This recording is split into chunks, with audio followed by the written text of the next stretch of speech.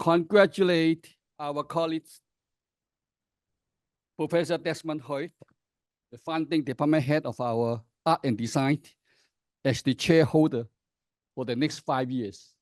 Congratulations, Desmond. At a time when Humanities Center and department worldwide are scaled down or closed because of the funding cut, we at the Hsiung University are still strongly committed to uphold the core values of the arts and humanity education, which we believe would be essential to the growth and sustainable development of our society. In March this year, we opened the Creative Humanity Hub in our Sha Tin main campus as our new home to our School of Humanity and Social Sciences, with state-of-art facilities in the teaching and research of creative humanity subjects, including art and design, theater and performing arts, creative writing, cultural and creative industries, cultural and bioheritage studies, and digital art and humanities. So today's inaugural event timely celebrates this vision with the commemoration of a great and foremost humanistic scholar in architectural history, Professor Joseph Rykwert, whose writing and idea on cities and culture have captivated our imagination throughout history.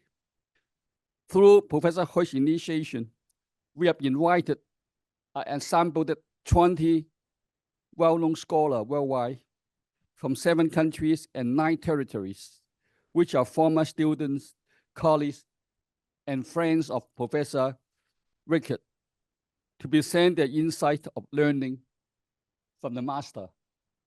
So I congratulate you all for the success of this memorial symposium. And thank you very much again. Thank you.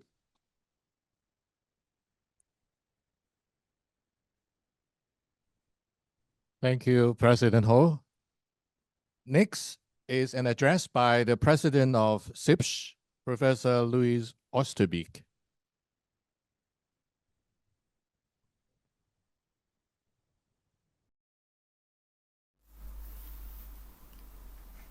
Dear President, Professor Simon Ho, dear Secretary General of CIPSH, Professor Ping-chen, dear Coordinator of CIPSH Chair at the Xing University of Hong Kong, Professor Desmond, I wish to join you, even through this digital means only, in this important occasion. Professor Rykwert made major contributions to the understanding of the symbolic and ritual dimensions of the construction of space, the poetics of space, as Gaston Bachelard called it. And as an art historian, he became interested not only on the raw life ideas, but namely on their origins, continuities, and recurrences. For these reasons, his thought and his contributions are particularly important in the perspective of historical research, of aesthetics, of architecture, of urbanism, and in general of the contribution of humanities for society. This focus to frame in time the understanding of space and human-built space is of major importance indeed for the humanities and for society. Although the perceptions of the world are driven by the direct experiences that perform in space, they operate as gateways that can enlighten as much as they can obscure. It is moving beyond perceptions that knowledge can reach the understanding of processes and mechanisms of human behavior. As we live in a society that has accelerated to the point of finding it very difficult to perceive causal nexus between phenomena, and where the surface of behavior is too often taken for its essence, to revisit Professor Rykwert's is a wonderful way to also present the scope of CIPSH and CIPSH Chair at Xing University of Hong Kong. I am sure that the best tribute to a remarkable scholar as Professor Rykwert is to pursue research, namely in the domains he dedicated so much to his life to better understand. I wish you a very good symposium. Thank you. Thank you, Professor Oosterbeek. Next is addressed by the Secretary General of CIPSH, Professor Ping-chen.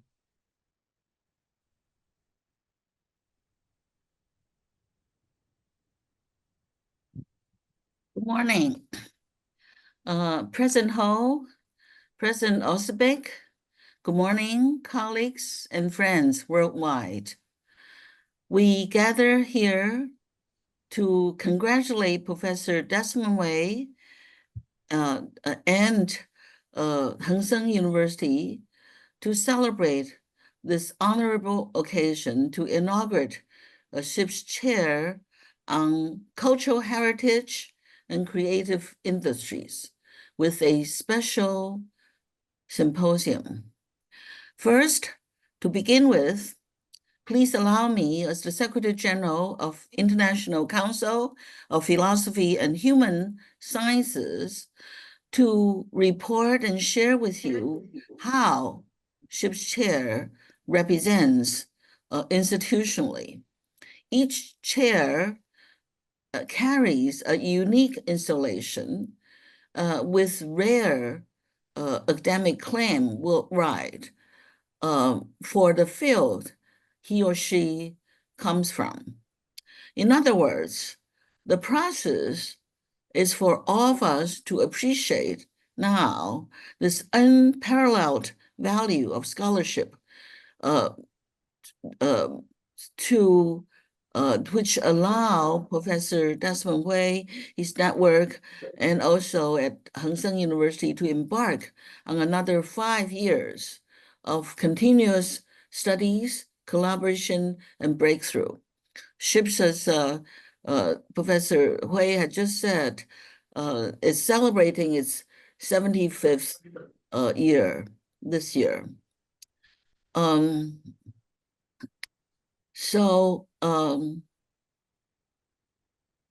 CIPSH decided first to create its own chair in addition to the UNESCO chair in Humanities and Arts, specifically when we met in Liège in the first World Humanities Conference 2017, and we began to call for the chair application the next year, 2018. Every January since, we call for applications at the beginning of the year. Then for the selection committee of 5 to invite reviews, to deliberate and to vote on each received case. They then submit their recommendations for the discussion, endorsement, approval, or otherwise by the CIPSH board in the spring. Thus far, in the past 7 years into its run, we have established fewer than 10, I think we have 9 altogether internationally across 6 different regions of UN. So each in the field of its own, like what Desmond now represents, it's a first. Certainly Desmond's field is a first in the Asian Pacific region that we announced earlier on this year in the summer. And this represents his scholarship, his achievement, and also the academic field of cultural heritage and creative humanities. It's a project, an undertaking that this world, I feel, needs now clearly more so than ever. Hsiung University in Hong Kong represent a vast institutional base and physical side to take a lead in this initiative. We all recognize that thereby CIPSH chair under Desmond's leadership would demonstrate this endeavor with the support of President Ho, whom you have just heard spoken, and Gilbert Fong, you would hear in a minute, who was the president of Asian New Humanities Net, a member of CIPSH, and also our chair for the Global Humanity Initiatives that President Ho mentioned, the dean, and this force, will unveil this chair together today. I am proud because I also teach at Hsiung University. I'm proud as I am confident that this collaboration between CIPSH and Hsiung University in Hong Kong, would represent a brilliant and cheerful and wonderful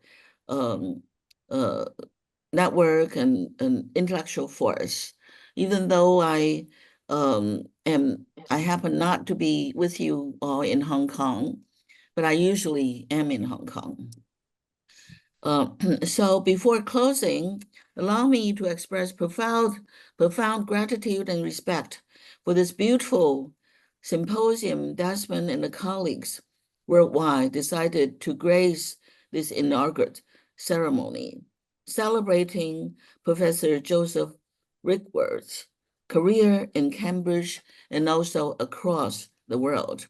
As we, I've never had a good fortune of meeting Professor Rykwert. I know something about his works.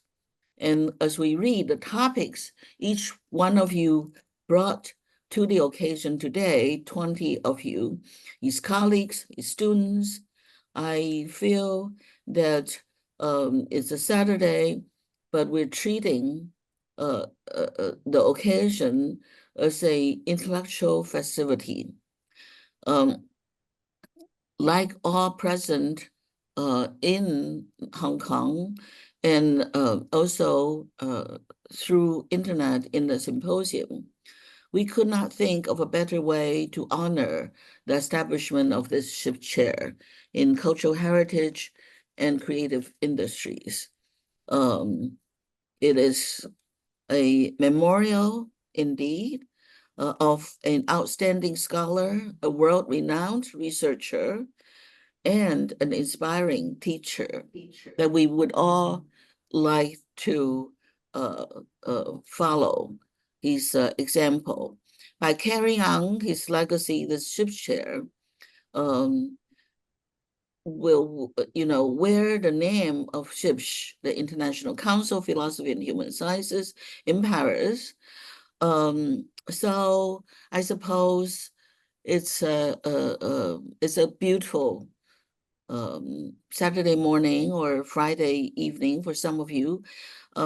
Congratulations to Professor Hui, congratulations to Hsiung University, congratulations also to Hong Kong and to us still trying to carry on in CIPSH. Thank you all very much. Thank you, Ping-chen. Now we have an address by the president of Asian New Humanities Net, Professor Gilbert Fong.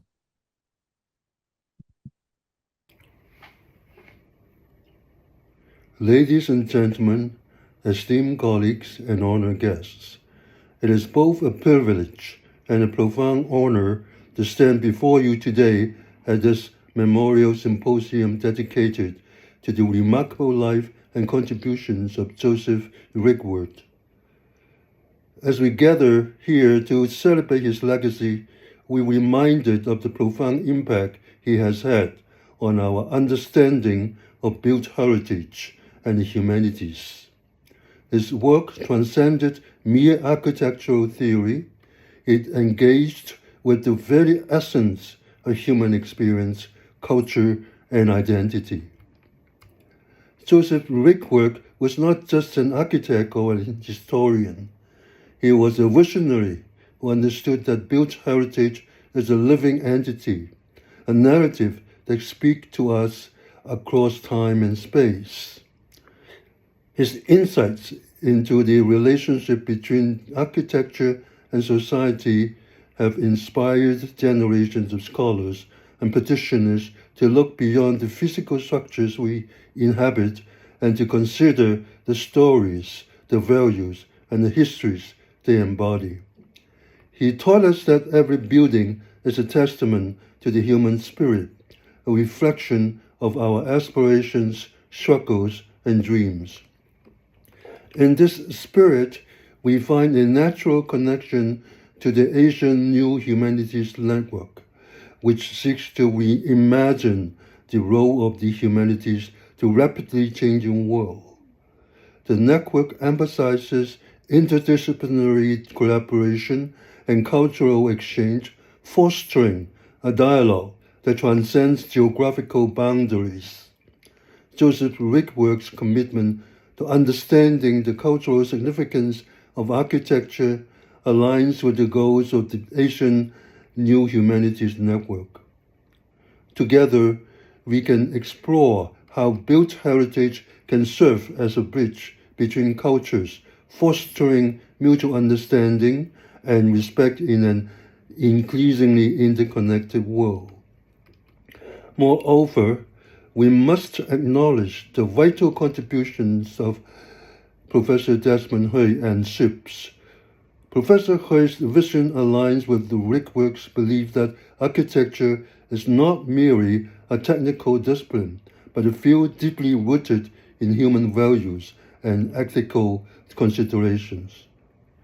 The work of CIPSH encourages us to reflect on the philosophical underpinnings of our built heritage and to engage in critical discourse about its future.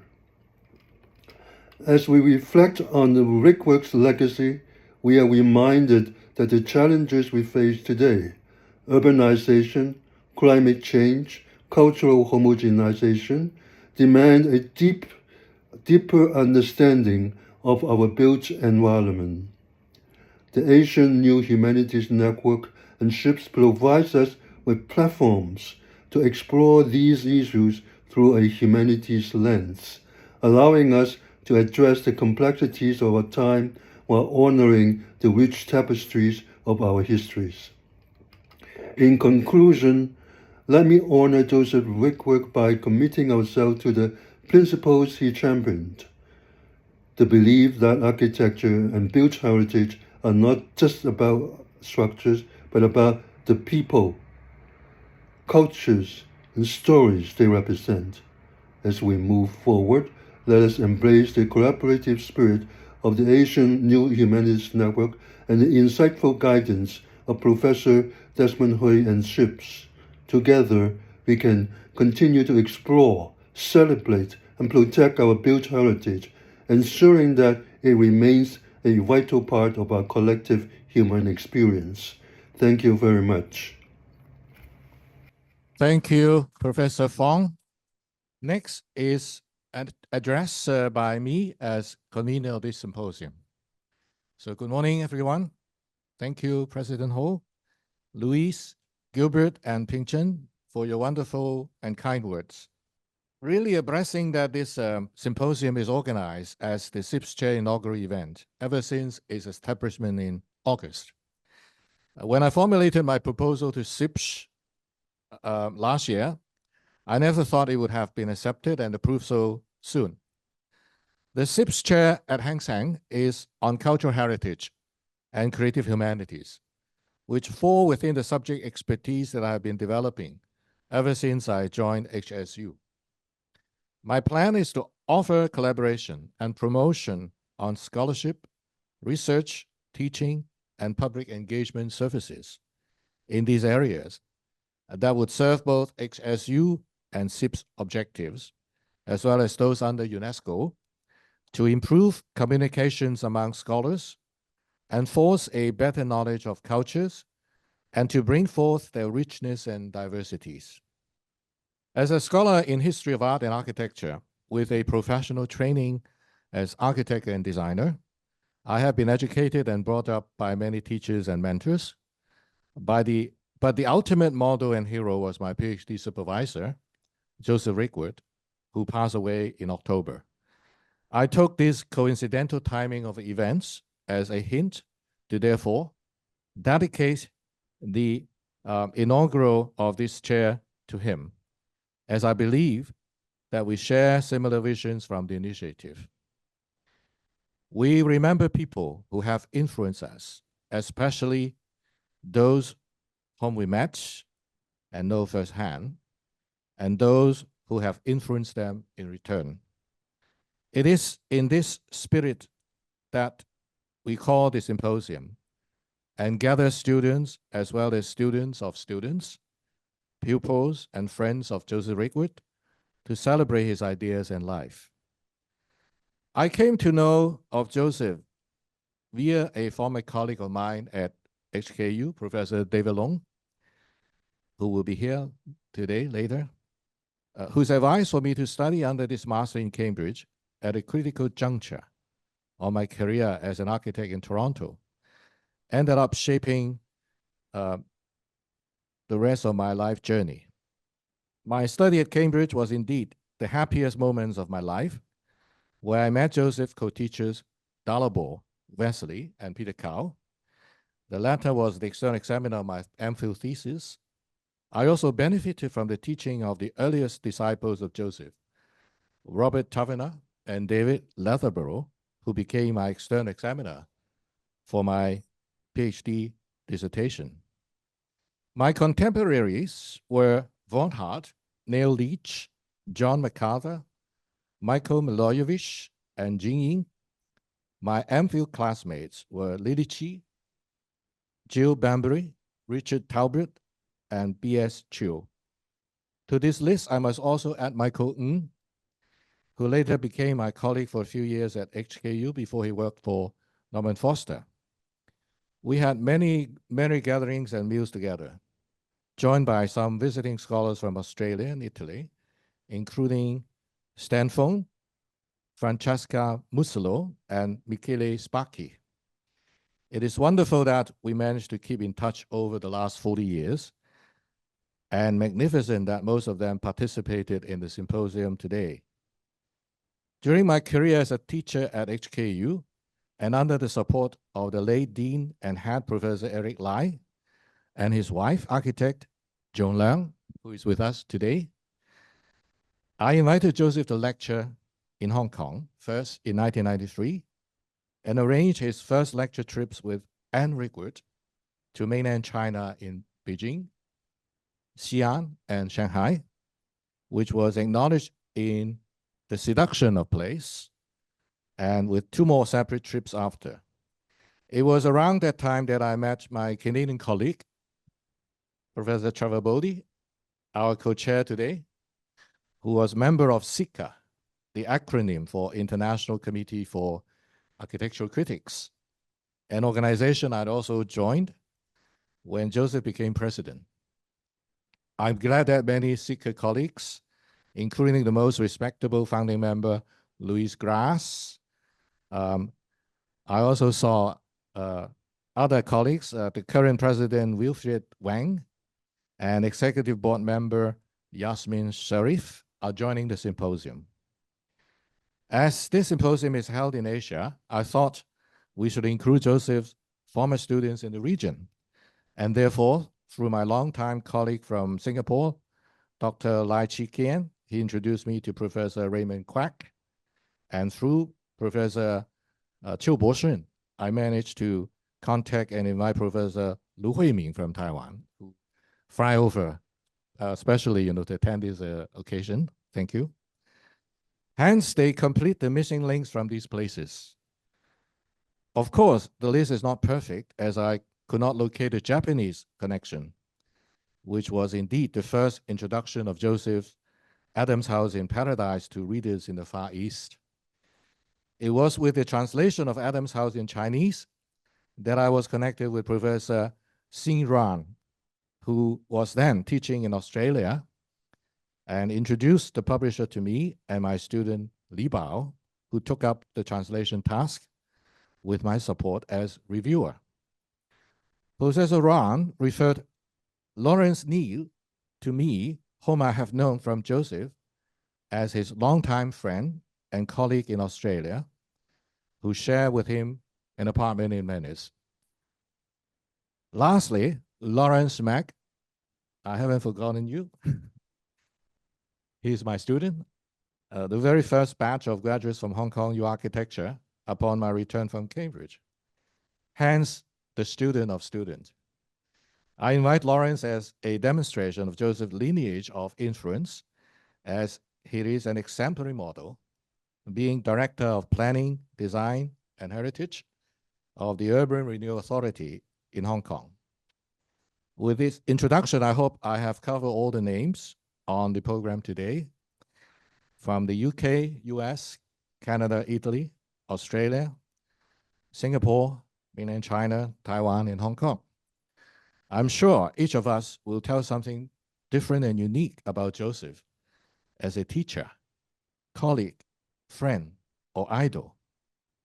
Not all would be positive, as I already read Neil's Instagram post about how Joseph slipped out from meetings and classes, which I also have similar stories to share. To end my sharing, I just want to recite an anecdote from Joseph's last book, Remembering Places, where he recalled as a young man living in London, he fancied an Indian lady while being loved at the same time by a married man. And he went on to describe none of his relationship with the girls did prosper. He said, it was a time, my 20s, when I was, on the whole, malame. Partly, at least, or so it seems to me, since my looks were hardly classic. This low self-esteem was compounded by his hand-to-mouth existence and very dodgy career prospects. In the beginning of this chapter, Joseph confessed that he never formed any emotional attachments with his contemporaries and never did to fellow students or later to pupils. This feeling of being unpopular and unloved, the French term, mal ami, is finally reconciled in the last paragraph and the last sentence of the book. And I quote, "For the rest, although I have never managed to design or build as much or as well as I had hoped, I still count myself a lucky man. My passion for the environment has truly sustained me through all the years that followed. And I have been able to devote myself to that passion through writing and teaching. And that awkward malame imputation has been discharged. Since for all my many defects and foibles, I did find someone who was prepared to brave my erratic humors, share my struggles, and guide me through the vagaries of the intervening decades. Dear Joseph, yes, goodbye to malame. We love you with affection." Thank you.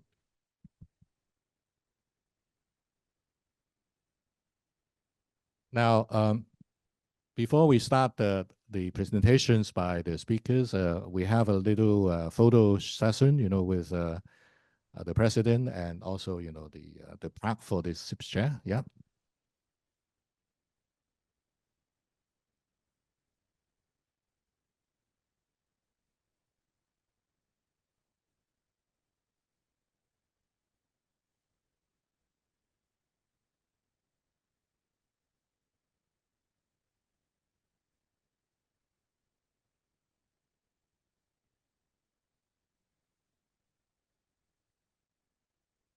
Now I would like to introduce our co-chair today, Professor Trevor Boddy. Boddy, as I described, we met actually in Hong Kong in those days when he traveled quite often and be critic and visitors to the department.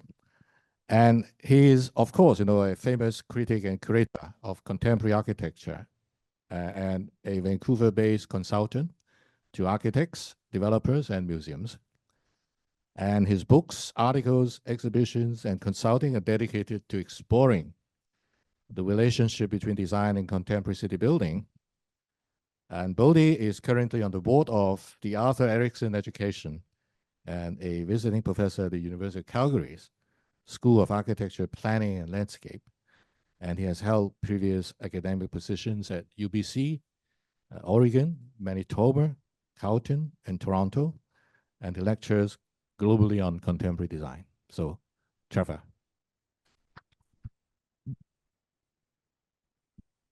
Thank you, Desmond. Well, it's a delight to be here at what I like to think of as the other side of town. We're next door neighbors in Vancouver. It may be 8,000 kilometers away, but you're our next city of significance and emotional power for Vancouverites. So I've had a long relationship with Hong Kong, with Hong Kongers. At age 11, I was an air cadet learning to march and so on. And my best friend was a new arrival from Hong Kong. So I grew up with a Hong Kong family, eating with the family, hearing mahjong upstairs and so on. So I should apply for my honorary Hong Kong citizenship soon. So I'm doing something different than many of the other speakers. Joseph was not my teacher per se. He was my mentor, and my mentor as an architecture critic and writer about cities and about buildings. So my tribute to him would be somewhat different in character. Also, the real point of my talk is to emphasize how important Joseph's early career as an architectural critic, which actually continued right through his whole life, how important that is to his scholarship. I think criticism and historical scholarship are really intertwined, and no one more so than Joseph. So I hope I can convince you in the next few slides. I'm going to give you some visuals of my town and others. So here's the harbor view of Vancouver. Just to give you an idea of what we're dealing with, half the towers you see here are designed by one Hong Konger by the name of James K.M. Cheng, who is the most significant and influential architect in Vancouver now. So these are not hypothetical links. These are very real and pragmatic and business links between Vancouver and Hong Kong. Okay, next slide. Oh, good. Next time I'll take you for lunch. Can I switch? Okay. Yeah, and that's a book I just mentioned with the other cover. Next.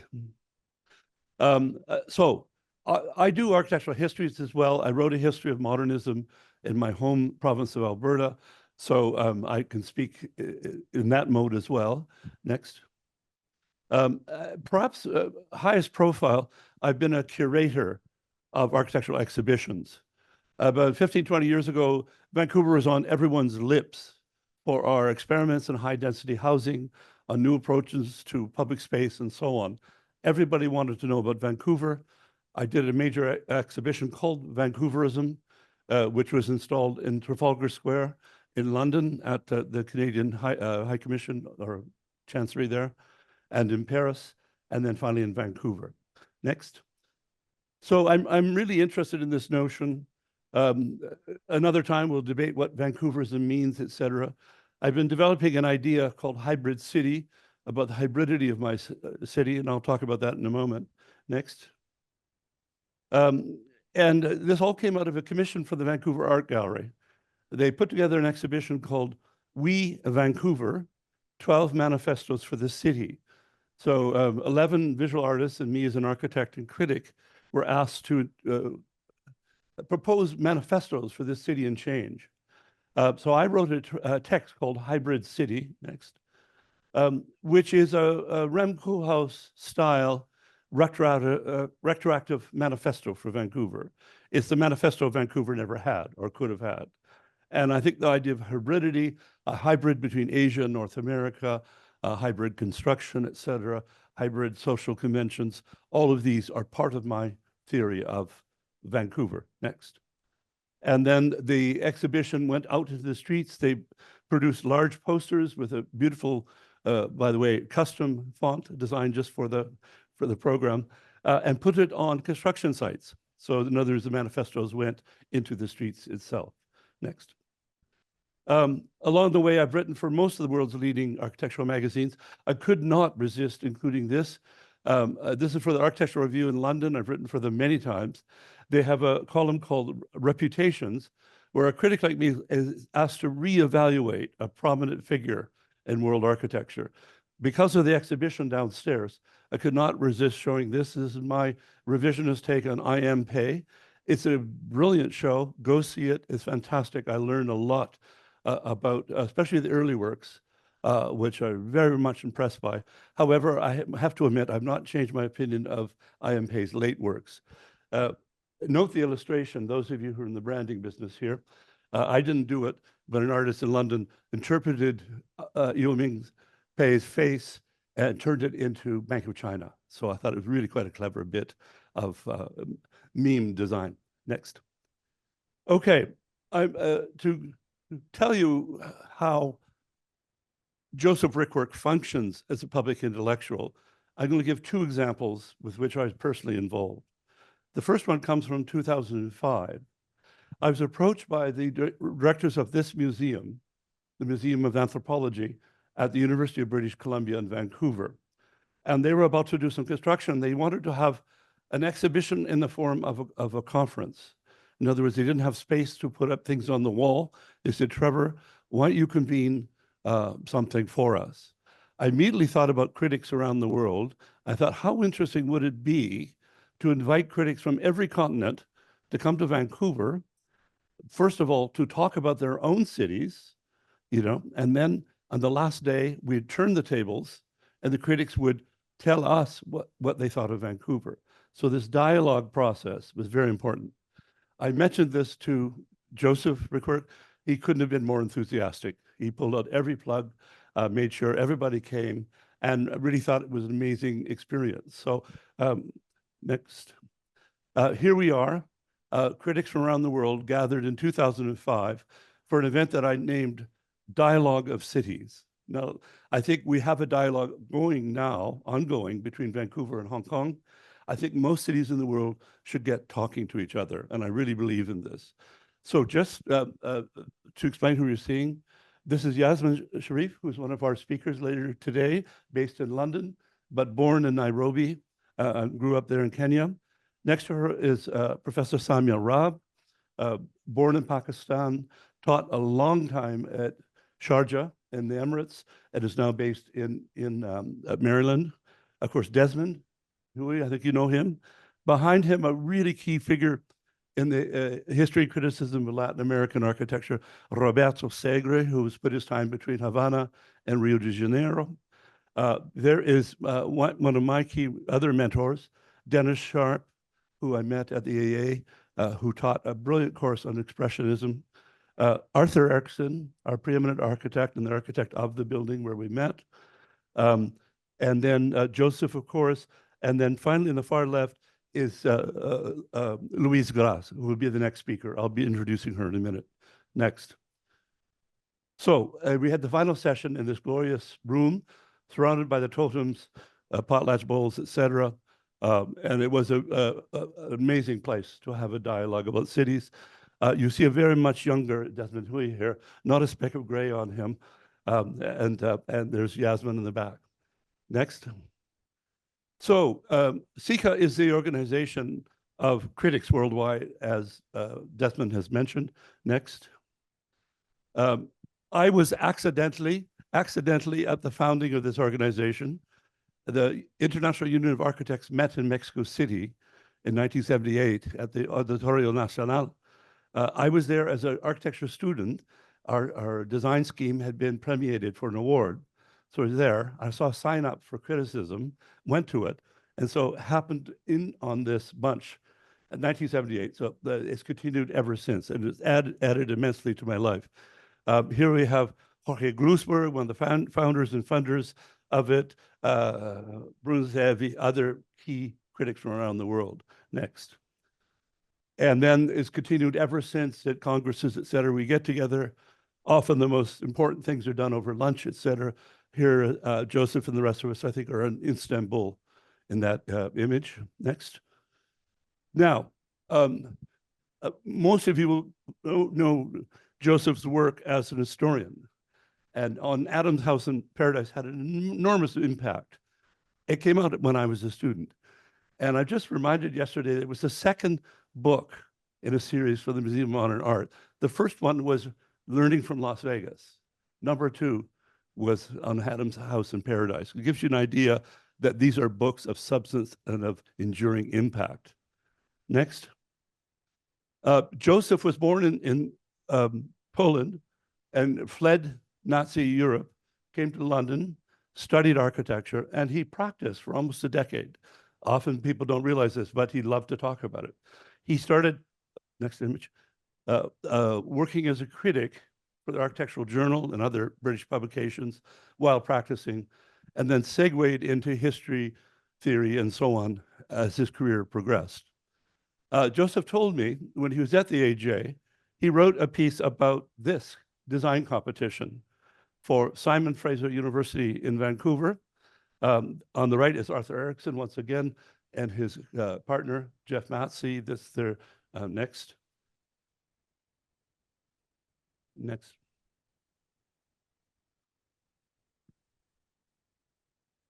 This is the winning competition drawing.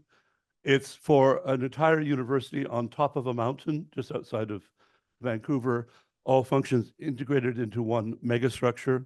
Quite an amazing thing. Joseph had written about this as a project, but had never been to the building. So when he came to Vancouver about 25 years ago, I took him up there, and he was absolutely delighted. Next. But one thing that could not be said at the time, indicating how things have changed, Arthur told me his design for Simon Fraser University was inspired by this project, this Mesoamerican site, Monte Alban, outside of Oaxaca, Mexico. And I said, Arthur, why did you not tell people this? He says, in 1963, you could not tell people that a university was inspired by a Mexican example. He kept it quiet for 30 years. I leaked it out in public as a critic. Next. Here's the university. Next one. Academic quadrangle, beautiful 360-degree views of the mountains. Next. So I'm not going to talk about how architects have a public dimension, become public players, have a public voice. I think it's very important, and we have to rise to that challenge. So here's Arthur Erickson, architect of FSFU, on the cover of Time. Next.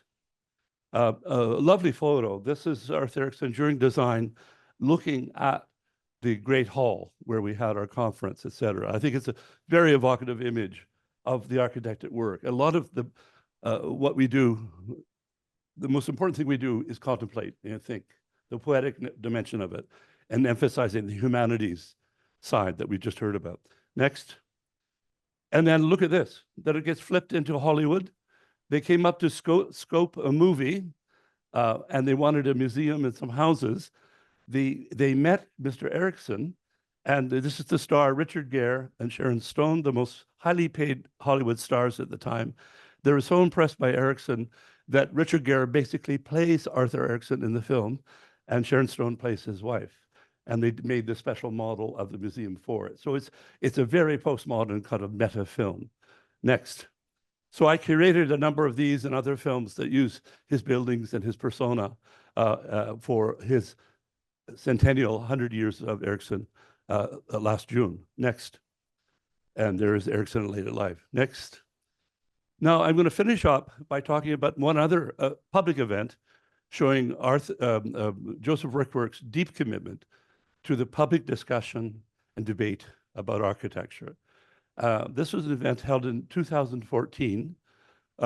We were all absolutely delighted but astonished to learn that Joseph Rykwert had been granted the Royal Gold Medal for RIBA. This is really quite an amazing achievement, that a scholar, writer, intellectual would get the gold medal, the same one that Foster and others have got. So we thought we had to do something. I rang up Desmond and all my SICA colleagues, and we all agreed we had to put on a show in about 2 months' notice.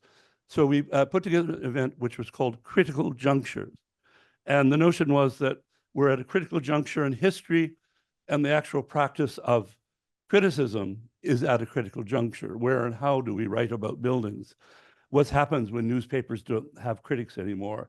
Where's the public space for discussion of architecture? These were very, very important issues to Joseph, and important issues to all of us here. Next. So this is from the two-day symposium in London, 2014. Part of it was held at the Architectural Association, Bedford Square, more of a seminar format.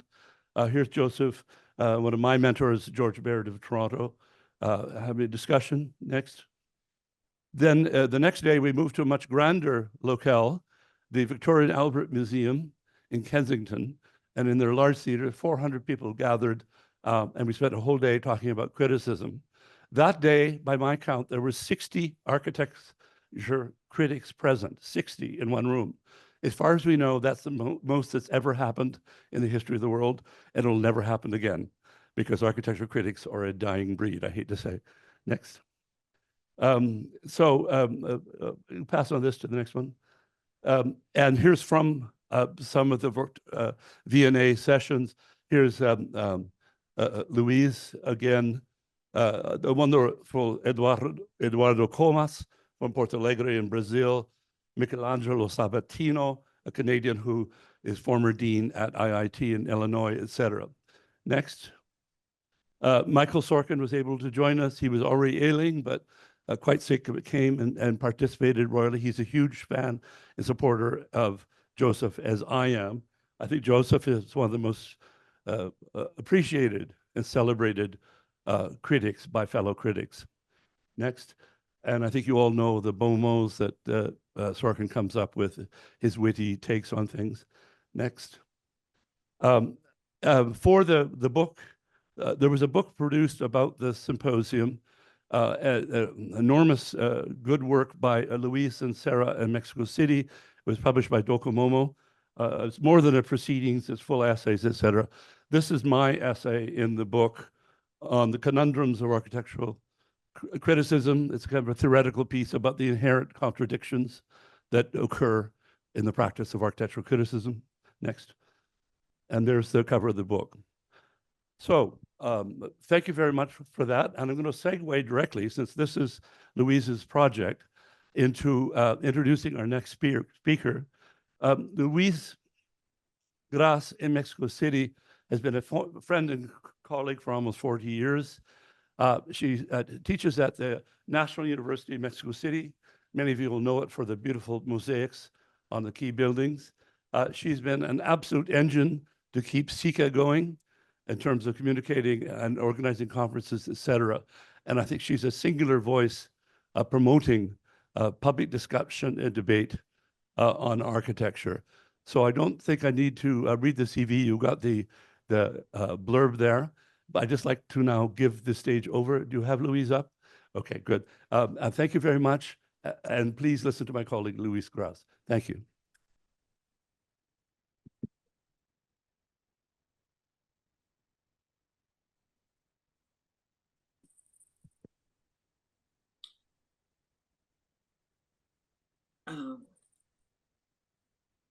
Good morning, everybody in Hong Kong. From the other side of the Pacific, South Pacific, I am in Chile for the moment. But it's an honor for me to participate in this memorial symposium, not only to celebrate the big person and scholar that Joseph Rykwert was, but also to celebrate a dear friend of, like it has been for many of us. I thank Desmond Hui and Trevor Boddy to have me, and I'm very happy to present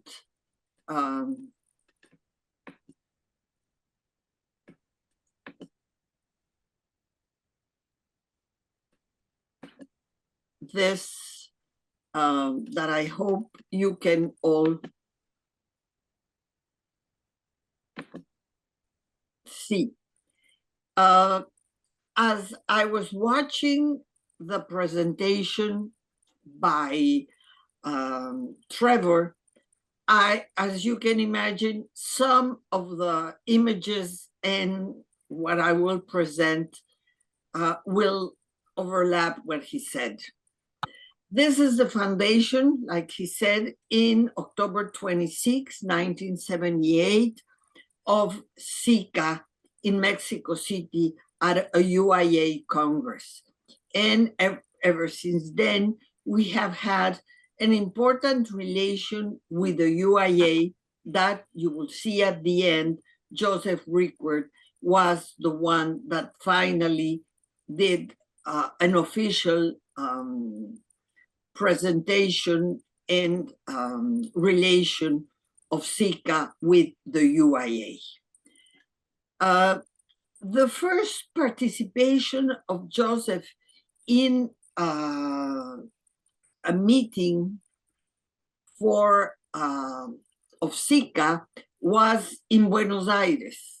It was organized by Jorge Gilbert, and we all presented a paper there. And the idea was, or the question that was put to us and everybody answered with the presentation is architecture a language? And in one sense. The strange thing, or maybe not, is that Jorge Gilbert had all the presentations translated into Spanish and published in this book in Spanish. But I did a translation of the first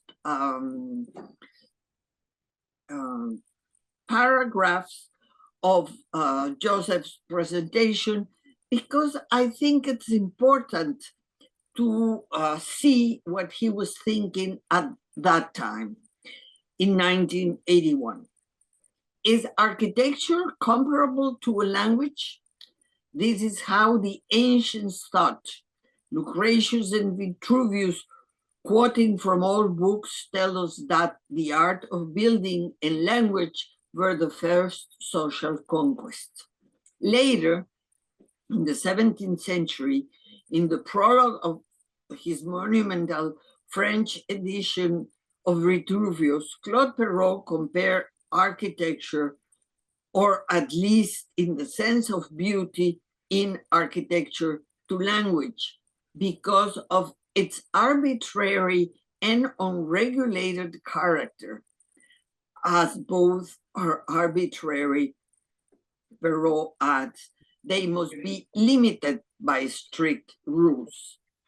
In architecture, as in language, such rules must be based on the best and the highest.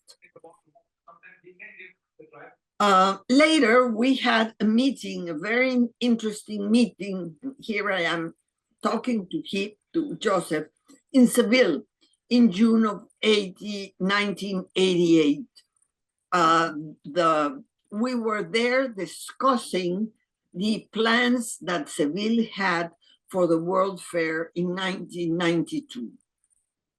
This was most important for CICA and for the presence of main thinkers, as Joseph was, because we were invited to talk about something that was going to happen and bring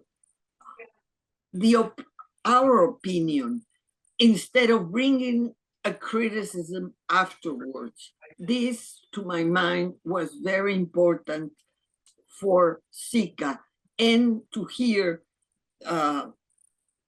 critics and scholars like Joseph was very enlightening. Then, of course, a bit later on, in July 2006, we were in Vancouver, of course, all organized by Trevor Boddy. Here we have an image of Trevor and Joseph on the right, and the same photo of the group on the left. It was very interesting because we had, yes, the symposium, but before the visit of the the museum with Arthur Erickson, and to my mind, it was really a treat for all of us. Here is the dinner we had afterwards. I like very much that photo of Joseph, and on the right, on top, of two dear friends that have also left us, dear friends from SICA, Dennis Sharp and Roberto Segre. Of course, we have Desmond with us. It's really a very important meeting of many of us at that time in Vancouver. In 2008, Pippo Ciorra from Italy, that was organizing the UIA in Torino, the UIA Congress in Torino, invited Joseph as a key speaker. And then he was also present in the SICA symposium that we had there. You can see in the photos, Manuel Cuadra, Joseph, myself, Suhaus Khan, and Jasmine Sharif. This was one of the best meetings we had with the UIA. And at this time, I have to say that Joseph was already president of the UIA, of SICA.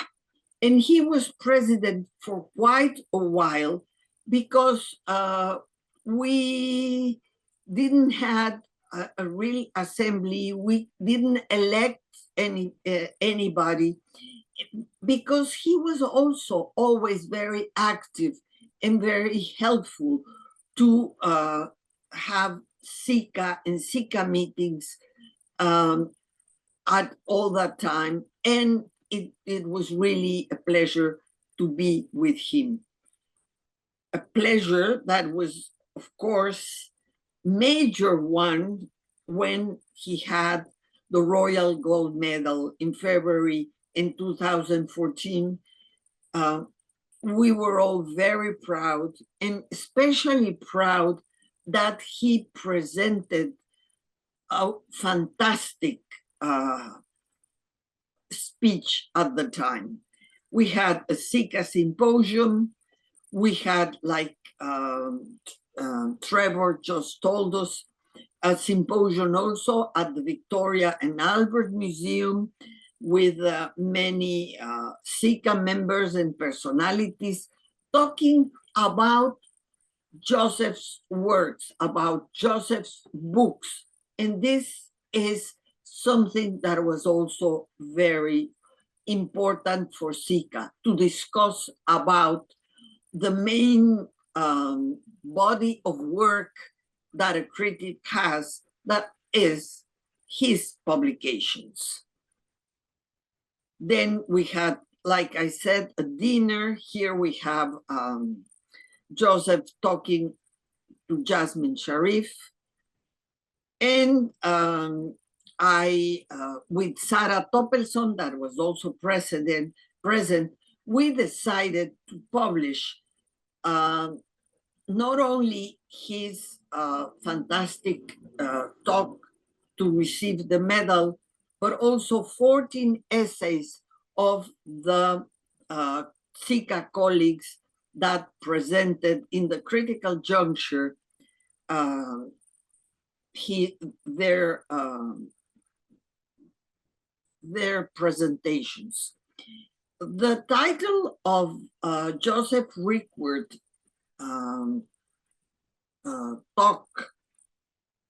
key talk at this time was Architecture, a Profession or an Art.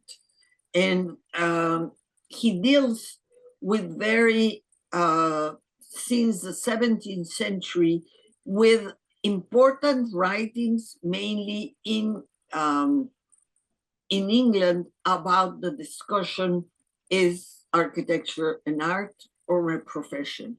And I think it was also a question that he asked himself and that he answered beautifully in this discourse. And finally, and that's why I say he was a key person for SICA, we had a signing. CICA had an official, like you see in the right of this slide. He signed with Esa Mohammed, that was president of the UIA at the time. They met at the Royal Institute of British Architecture and established and signed an agreement, something that for a long time it was there. We all knew we were partners of the UIA, but finally, thanks to Joseph, and I have to say to Esa Mohammed, it is now official, and we are very proud in SICA to be independent, but to be partners of the UIA, because SICA members, architectural critics, we talk to architects, and it's very important that we can do it in their main events, as we can also do it like we do it today to honor our dear past president, Joseph Rykwert, that has been now the torch taken by Wilfried Wang, that will talk in a while after me. Thank you very much. I'm really honored and moved to be here to honor our dear friend, Joseph. Thank you. Thank you, Luiz. Your slides actually bring back, very fond memories when we were with Joseph. So our next speaker is Professor Dr. Lai Chee Kien from Singapore. Dr. Lai is an architectural urban historian and the vice president of the Society of Architectural and Urban Historians of Asia. He's a registered architect in Singapore and graduated with PhD in History of Architecture and Urban Design from the University of California, Berkeley in 2005. And he researched on history of art, architecture, settlements, urbanism, and landscapes in Southeast Asia. So let's welcome Chee Kien. Thank you so much, Desmond. Good morning, evening, everyone.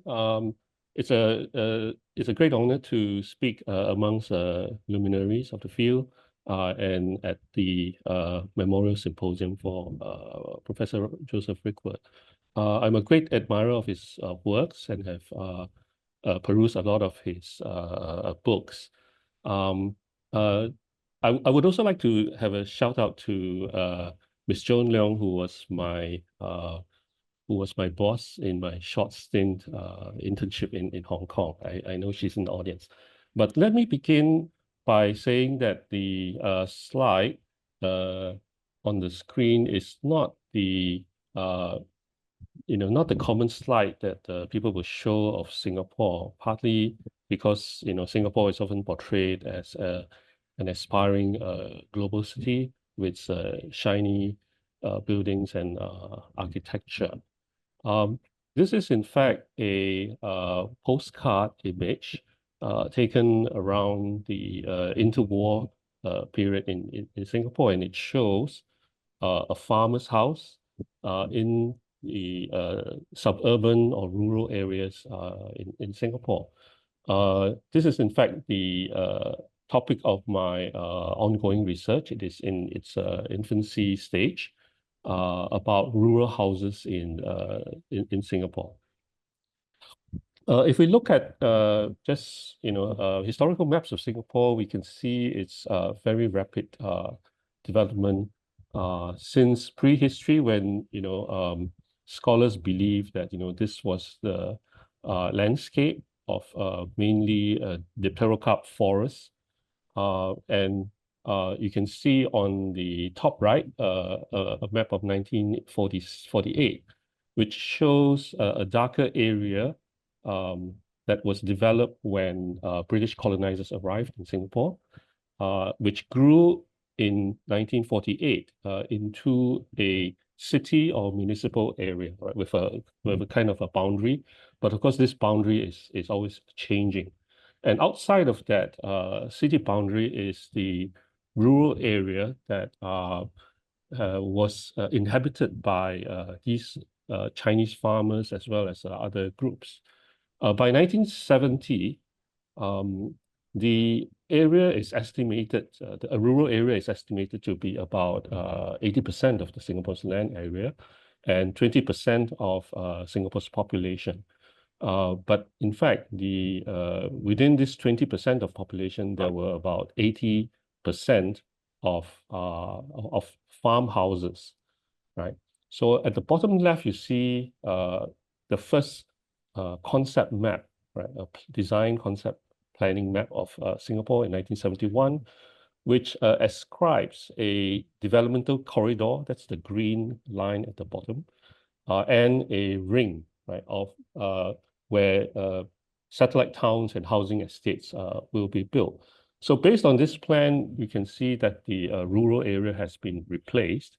And on the bottom right, the 2000 map shows the so-called implementation of this modified ring plan from 1971. So this is the story of Singapore in 4 maps, which also suggests that a lot of the rural areas, because of the emphasis on development, is not emphasized and not very much discussed about. But here is here is an aerial view of one such village to show what it may look like, right? So you have houses, you have market farms and fish ponds, you have community places like temples, right, and schools. But it is also adjacent, right, in this case, to a cemetery as well as a rubber plantation. So so this is really landscapes of Singapore that had been sort of submerged, right, under the progressive tail of Singapore's development. In fact, if you look on the top left, right, many of you who have visited the National University of Singapore will not recognize that it was once filled with pineapple plantations amongst its landscape. And the other images show some of the sort of rural farm scenes, right, in Singapore. So villages themselves, right, with the houses are not really well studied. This is yet another image from 1910 of a very, very important village in the middle of Singapore with major roads like Bukit Timah Road as well as a train station was situated. So so I want to now turn to the influence of Professor Rykwert and to quote from, of course, his seminal 1972 book on Adam's House in Paradise, right? And I quote, "The return to origins is a constant of human development, and in this matter, architecture conforms to all other human activities. The primitive hut, the home of the first man, is therefore no incidental concern of theorists, no casual ingredient of myth or ritual. The return to origins always implies a rethinking of what you do customarily, an attempt to renew the validity of your everyday actions, or simply the recall of the natural or even divine sanction for your repeating them for a reason," close quote. So the house that in question that I'm looking at is not really, the sort of original house. In the case of Chinese farmers in Singapore, the model would have been adapted from what was familiar to the families in southern China, from where most of them migrated from. But also, as I mentioned before, a subject that's not well studied, which I'm trying to pursue. But this rural house was, of course, affected by the development and resettlement, right? So a lot of homes were evicted, and you can see over several courses and cycles of evictions and resettlements, the rural house form that you see on the top left, and the later resettled houses in greater density on the top right, have also disappeared, right? At the bottom, you see the sort of lines of migration traced by a scholar of these houses. So these houses would have been rectangular or square in plan form, construction of timber with dried palm leaf panels, zinc sheets, asbestos or sort of carbon. So unlike the Malay houses, which is often described, right, as a form of vernacular architecture in Singapore, by contrast, right, this house has not been well recorded, right? So villagers usually construct these houses directly on the ground, right? And the ground is compacted. You know, sometimes there is a base wall from bricks or concrete, right? But the top part of the house is usually of timber, right? And then, of course, it is then topped with a double pitched or hipped roof.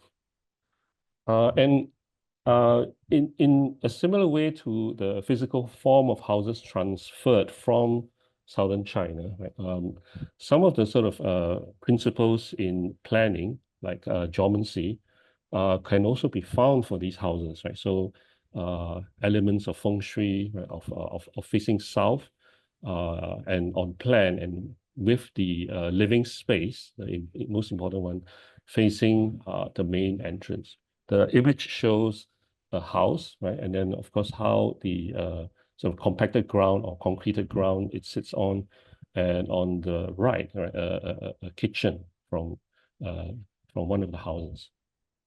So in a 1980, so these houses have now disappeared, and as a scholar, To Ming Soon, right, in his 1982 study, traced 6 plan forms, right, which he labeled sort of A to F, right? And type A is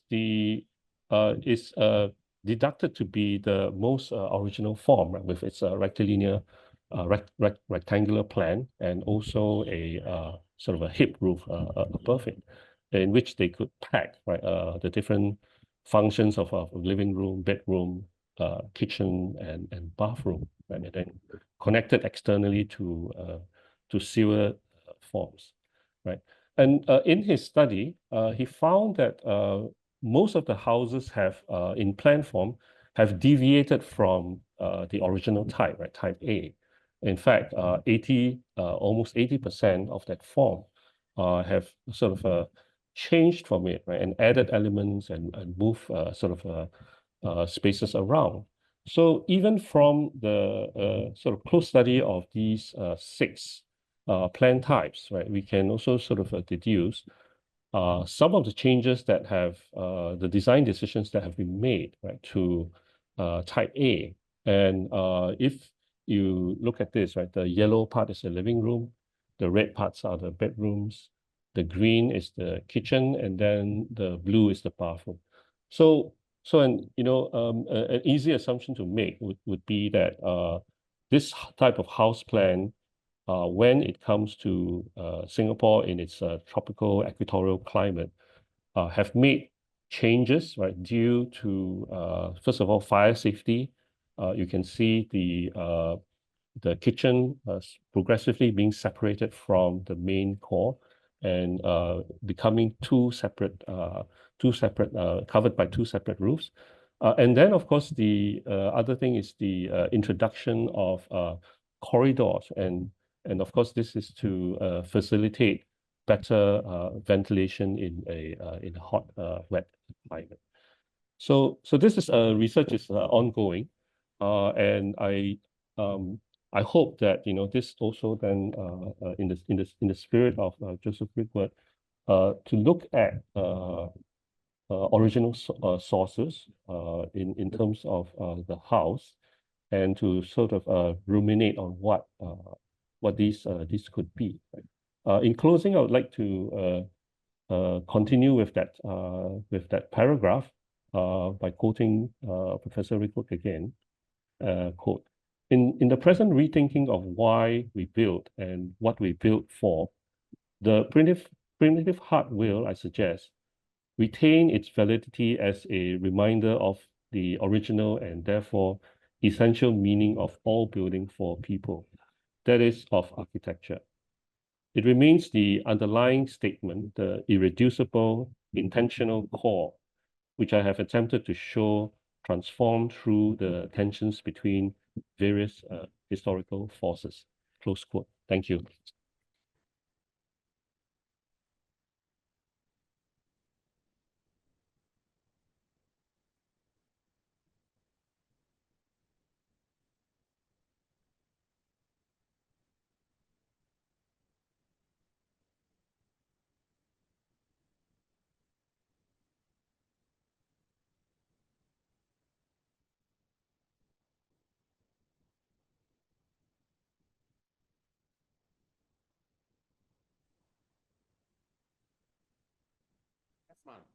Desmond.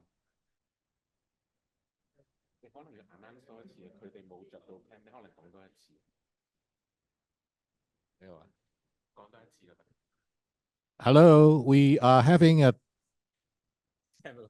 Oh, okay. We are having a coffee break now, and we will resume at 11:30. Yep.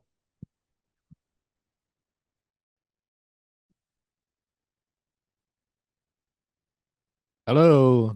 Now we are back. Friends here very enjoying themselves, over coffee. So we got a little bit late. But our next speaker actually is a presentation by Professor Neil Leach.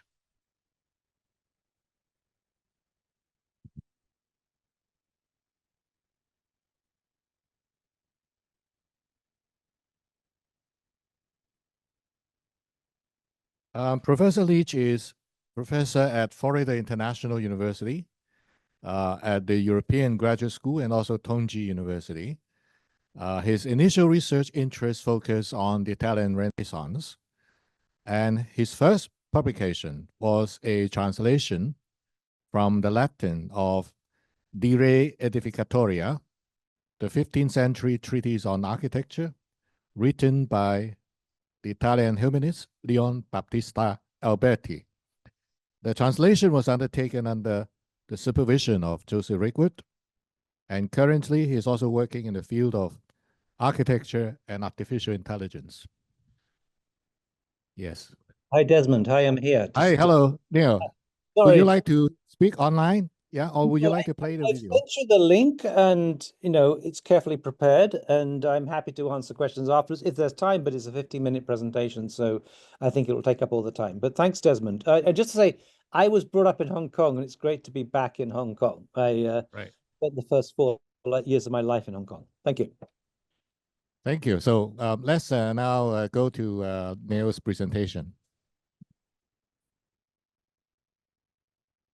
Hello. I'd like to thank Desmond Hui for the opportunity to say a few words about Joseph Rykwert. I think it's really important to collect some of the stories, as it were, that went behind some of these figures in order to actually create some kind of repository, some kind of record for the past. Joseph Bedford, who was a student at Cambridge, is about to publish a book on Dalibor Vesely, in which, of course, Joseph Rykwert will play a central role. And I think in some senses, it's important to see these two figures together. In many ways, Joseph was a foil to Dalibor. Dalibor was incredibly assiduous with his teaching. He put a huge amount into his teaching. Whether or not you appreciated what he was teaching, he certainly put a lot into it. But at the same time, he was a bit remiss about his research, about his publications, and only published his book after he had retired. Joseph, by contrast, was incredibly prolific with his publications. He produced a number of outstanding books, scholarly books, of which my favorite remains The Idea of a Town. And it was really, for me, quite influential, because the way in which Joseph was introducing figures from outside architecture, Sigmund Freud, the psychoanalyst, the Claude Levi-Strauss, the anthropologist, to kind of introduce new critical voices into the domain of architecture was a model for my own work, Rethinking Architecture, and subsequent books that I published, such as The Anesthetics of Architecture and Camouflage.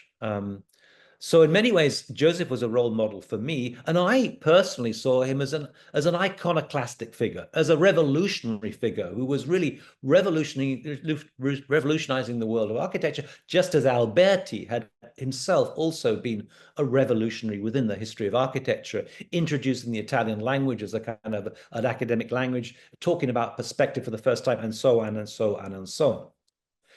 But at the same time, Joseph was very remiss about his teaching. I can recall one seminar turning up and Joseph asking us, well, what do you want me to talk about today? As though he had prepared nothing for the class. And of course, he infuriated his colleagues because he was very lax also about attending meetings and so on.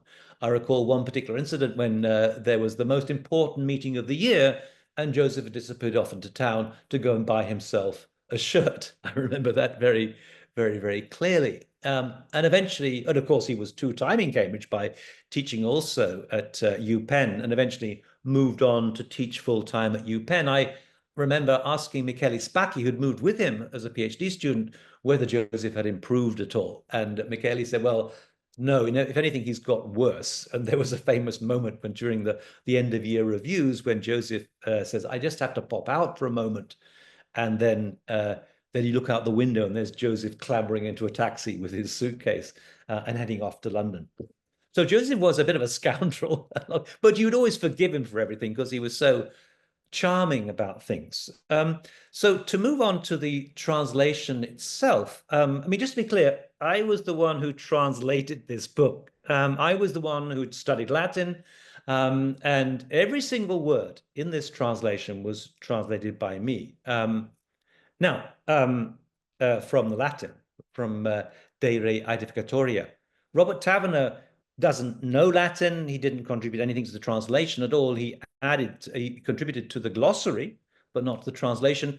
And Joseph was there to kind of review and to give me feedback on the translation. And although sometimes that feedback was minimal, it was actually really quite important because Joseph had a way, he was a very good writer, and he had a way of changing maybe the position of one word in a sentence and making that sentence sing. But it was translated by me. At one point, Joseph had wanted it to be the title on the front cover to say translated by Joseph Rykwert with Neil Leach and Robert Taverner. I objected to this. It was translated by Neil Leach with Joseph Rykwert, perhaps. And there are other things about this as well. I mean, I was just a graduate student. I had no say in this, but Joseph chose the title, which is a very strange title because De Re Edificatoria makes no reference to 10 books. There's nothing in the Latin title that refers to 10 books. And frankly, the term re, as in republica, basically means the matter, the business of building, and not necessarily the art of building, however we construe this. But it's important to recognize also that this book was a product of its time. It came out in 1988, towards the end of postmodernity. And postmodernity was, as we know, was an age of, in some ways, a kind of rather superficial approach towards history, of historical motifs appearing on the facade of buildings. But because of that superficiality, there was also, I would say, a corresponding urge to inject a certain kind of intellectual impulse into architecture. And that was very prevalent. That's why Alberti was being celebrated and privileged as an intellectual figure who would supply just that. And certainly at the culture of architecture at the time, you had people like Sandy Wilson, Colin St. John Wilson, who was the head of architecture in Cambridge at the time, who would always quote Ludwig Wittgenstein. Or you had people like Michael Braun, who would also always quote Karl Popper. Everybody had their pet philosopher. Have philosopher will theorize. And it's also to be said that it was very much a kind of, it had a huge impact within the history of architecture, this particular book. It set out the architect as being this form of intellectual. And maybe I can just point out where on the front page, the first page of the first ever book on architecture to be published, because Vitruvius was published afterwards, Alberti defines the architect as we have pretty much held on to, the definition of the architect we've held on to since 1450. So let me just kind of comment about the Latin itself. What he's basically saying here is, sed antiquam ultra progredia, before I go any further, explicando mihi censio, I feel that I should explain quem nam haberi velim architectum, whom I would have you understand as the architect, non enim tignarium aducam fabrum, because it's not a carpenter, quem tu comparis, that you should compare to the greatest men of the other disciplines. Fabri enim manos, before the hand of the carpenter is for the architect but an instrument. The carpenter is but a tool in the hand of the architect. The architect, therefore, I define as follows, and then he goes on to give his definition of somebody who devises in the mind and realizes by construction whatever might meet the noble needs of mankind.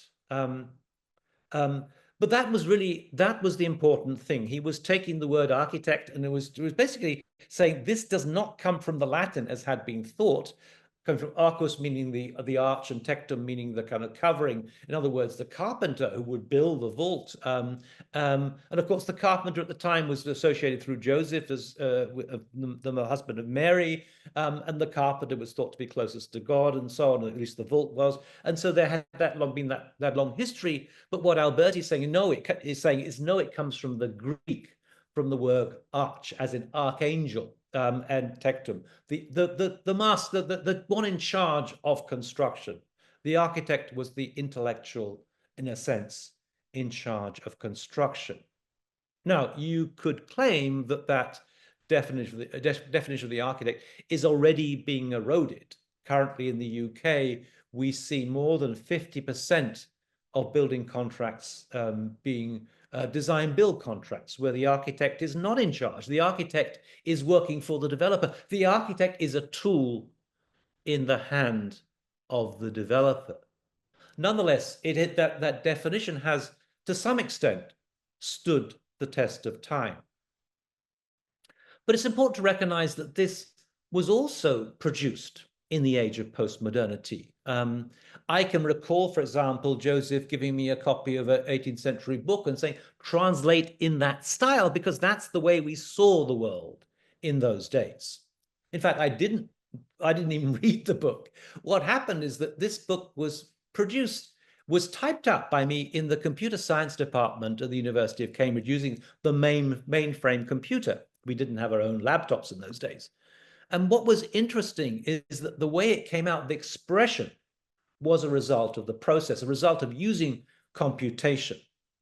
Because up until then, you would type things on a typewriter and maybe typex them out. You could not afford to type them out twice. Whereas with a computer, you could revise it and revise it and revise it. And I would say that every single sentence in the Alberti translation was revised 25 times. And what comes out is a very pithy, precise form of English expression, not a style so much, but as a way of expressing yourself. And that, I think, was hugely important.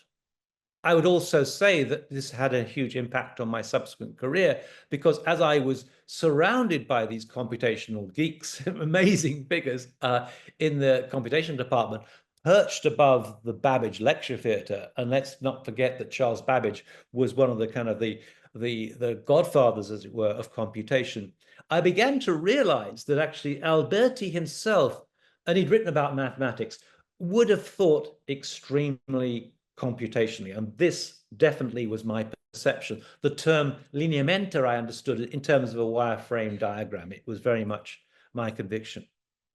But this was a book that was produced in the age of postmodernity. And just to give you one example, I think, of where we might have gone wrong, shall we say, on the translation, it was with reference to the notion of ornament. On the one hand, there was a kind of curious dichotomy that we could never resolve when we were translating, whereby Alberti says that the column is the principal ornament in architecture. We can understand that. In the age of postmodernity, that made complete sense, the column as ornament. But then he made this other comment: what is a row of columns but a wall with a series of holes cut into it, which is a very structural way of understanding the column. And I think that Alberti was way more dialectical than we gave him credit for. He understood the column as both ornament and as a form of structure, a kind of almost Deleuzean interpretation of the question of ornament. And in fact, we made a mistake in the translation when we were discussing ornament with a term that I translated. I heard a lecture by Bernard Schumi where he quoted us, and I thought, did I say that? Did I translate that? And the term was compactum, which I translated as saying that ornament is something that is added. And it doesn't mean that at all. It means something that is inherent to the construction of the building itself. And no doubt there are other mistakes throughout this. When I proofread the book, I discovered an entire paragraph that was missing and sentences missing. And Joseph and I would joke about this. Errare humanum est. It is human to make mistakes. But then Joseph would remind me, your follow-up thing would be to say, perseverare est diabolicum, to keep making mistakes is the devilish, and miserere est divinum, to forgive is divine.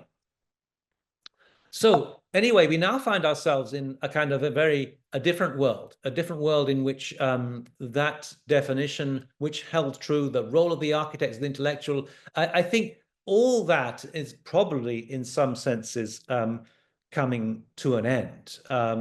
But it was, I think, an important moment in history. And I like this kind of comparison because in some ways, Joseph does look a little bit like this rendering of Alberti that we put on the front cover. I think it's important to recognize the important role that Alberti made and the important role that Joseph made, whether or not he was a revolutionary and an iconoclast as I thought he was, or whether or not he was a conservative as Peter Eisenman thought it was. And of course, we now find ourselves in an age when the role of the architect is being further undermined by the introduction of artificial intelligence. And thinking through this further, I'm absolutely convinced that Alberti, who was so interested in intelligence itself, would have been fascinated by artificial intelligence, just as Brunelleschi would have been fascinated by robotic fabrication. There is no question about that. But I would also say, and some have defined AI as possibly the last tool we'd ever invent, because once AI starts designing other AIs, that's the end, as it were. It might just be that the role of AI is to, in a sense, to eventually would lead to the death of the architect. So the figure that Alberti had defined in 1450, possibly around 2050, might come to an end. We have 600 years of the notion of the Albertian architect. By a curious coincidence, the name Alberti begins in A and ends in I. Thank you. Thank you, Desmond. It's a great honor to introduce my former colleague, Lai Chee. We taught together in Carleton University School of Architecture for a couple years. She went off to a very distinguished academic career and now seems to be lodged permanently at Cornell. Lily has a very, very sharp mind, but of great interest in social dimensions of design and so on. So we'll hand it over to you, Lai Chee from Cornell. Thank you. Thank you, Lily. Next should be Richard. Good afternoon, everyone. It's a pleasure to be invited to this symposium to honor one of our great class assistant professors of the philosophy of architecture, Joseph Rykwert. I want to thank my college, Conville and Keys, for granting me a travel scholarship and a generous bursar's award to travel and see Le Corbusier's architecture in the flesh, as Joseph would say. It was an amazing opportunity to study with Joseph at the University of Cambridge. When I arrived at Cambridge, my advisor was packing his bags and going on sabbatical, and Joseph became my advisor and my director. Before continuing, I want to give a shout out to Yaya Tsuen in Hong Kong. As a young architectural intern at Arquitectonica in Miami, I was part of a team of 3 young architectural interns that brainstormed the building's design, and Lai Chee's paper on the Chinese garden was a great inspiration for my presentation model. Yaya Tzuzen is big, and maybe one day I will be able to see it in the flesh. First, I would like to read a short passage from Joseph's groundbreaking book on Adam's House in Paradise, and then my paper on purism. Thank you.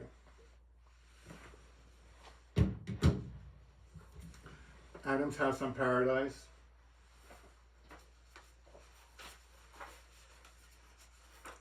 Chapter 7, A House for the Soul. To conclude, my theme has been the constant interest in the primitive hut. It seems to have displayed by practically all peoples of all times, and the meaning given to the elaborate figure does not appear to have shifted much from place to place from time to time. I should like to suggest that this meaning will persist in the future, and it will have permanent and unavoidable implications for the relationship between any building and its user. The writers on architectural theory I have quoted in this essay and acknowledge the relevance of the primitive hut directly or indirectly, since it has provided so many of them with a point of reference for all speculation on the essentials of building. These speculations intensify when the need is felt for renewal of architecture.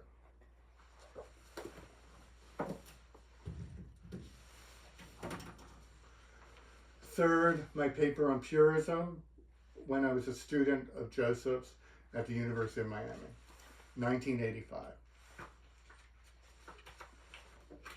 Purism. In Paris during the early 1920s, 1920 to 1925, the painter Amédée Ozenfant and the architect Charles-Édouard Jeanneret collaborated on the journal L'Esprit Nouveau. This new journal addressed current issues, but more important, it reflected the activities of the avant-garde in Paris.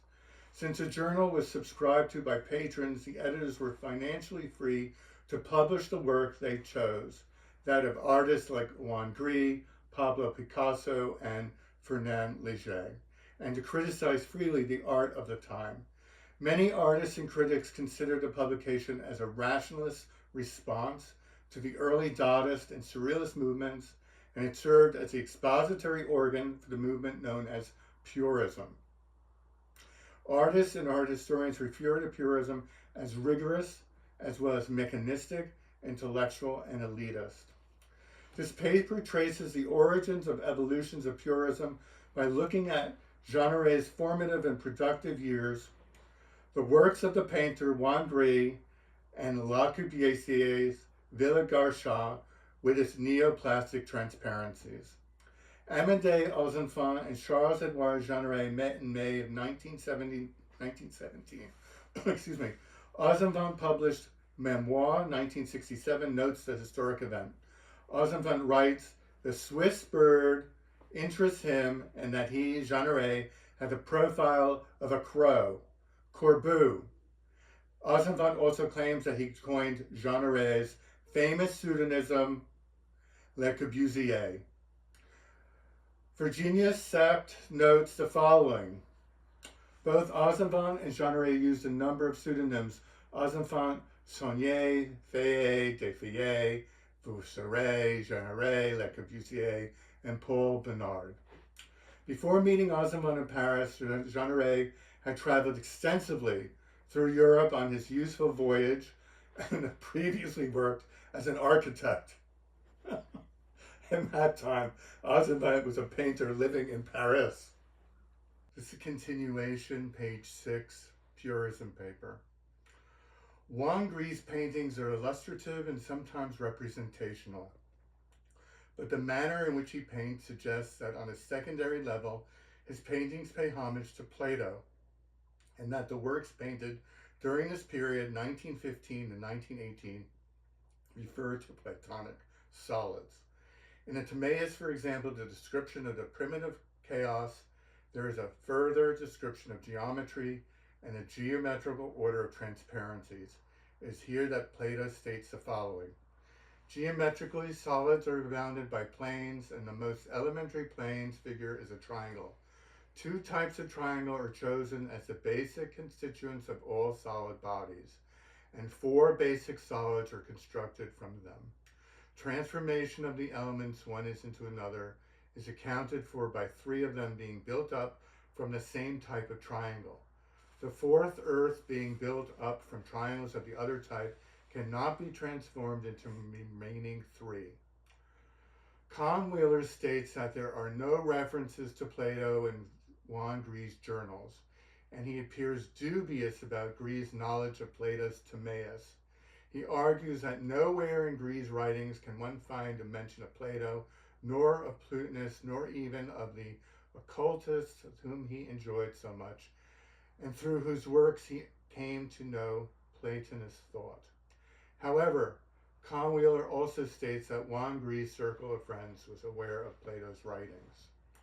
It seems apparent that while Gris was familiar with the works of Plato, he had acquired his knowledge in a secondary way, verbally or visually from cafes. A study of Gris' paintings, in particular the geometrical imagery, leads one to assume that he did incorporate Platonic imagery in his artwork. More precisely, Gris used a collage Neoplatonic imagery addressing the typical Cubist motif. In 1920, he maintained that his method of progressing from the general to the particular was deductive.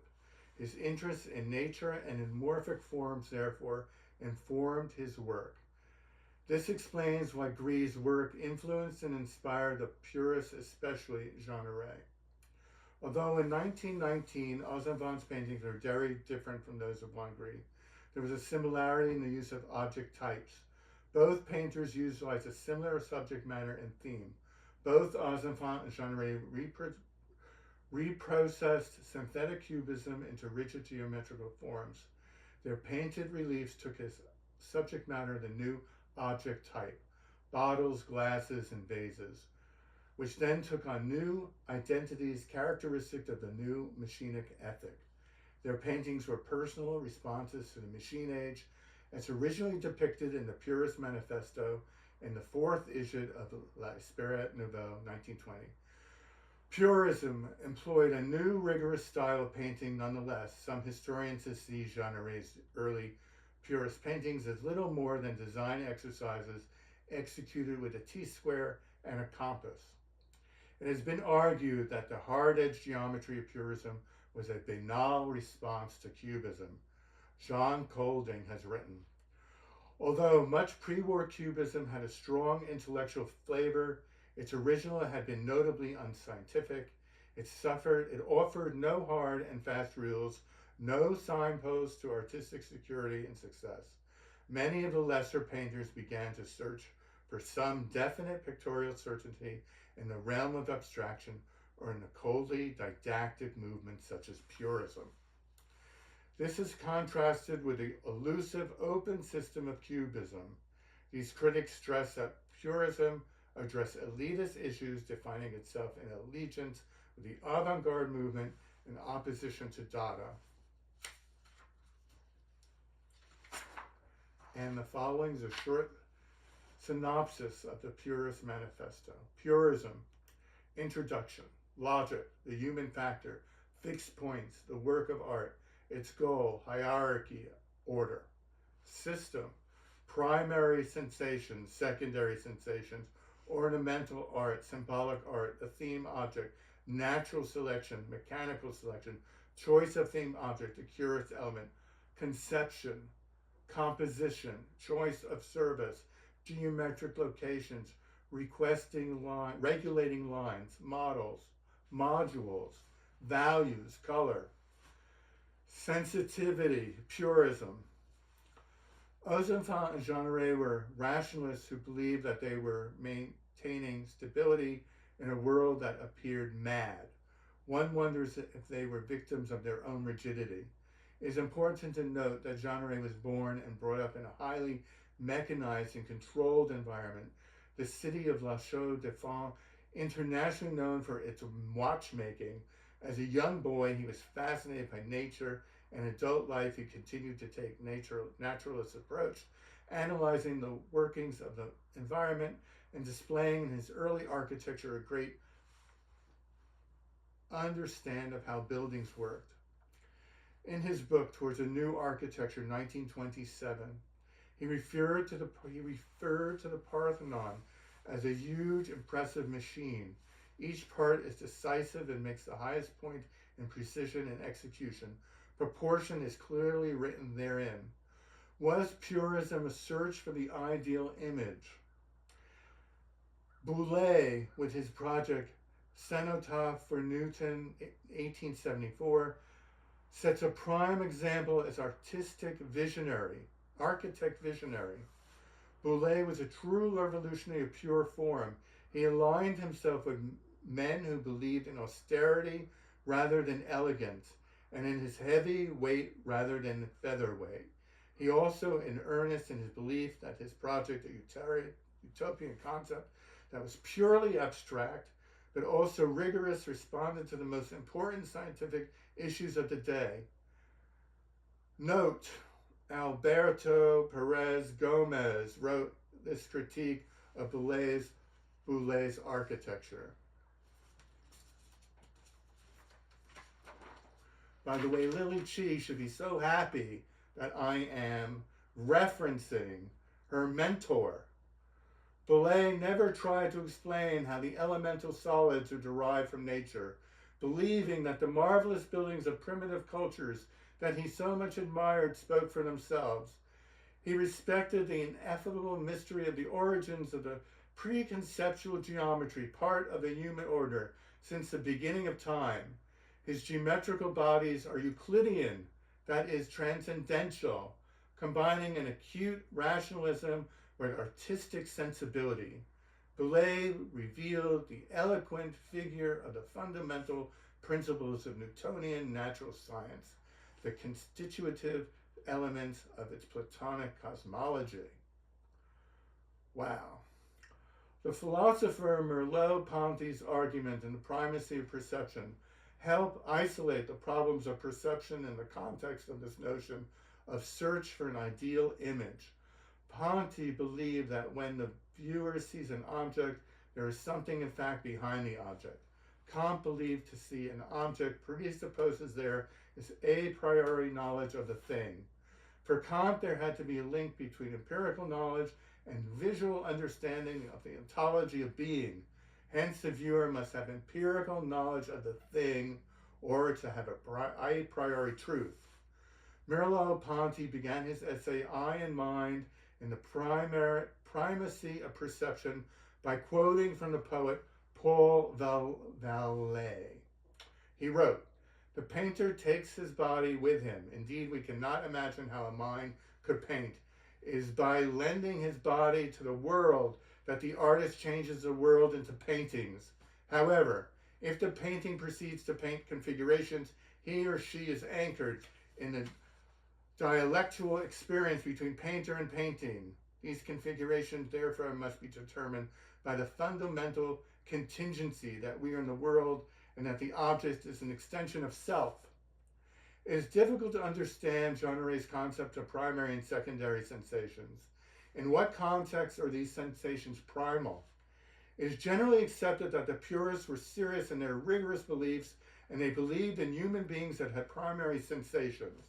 Thus, Jean Rey's primary sensations were indeed primitive, and secondary sensations are those sensations derived from cultural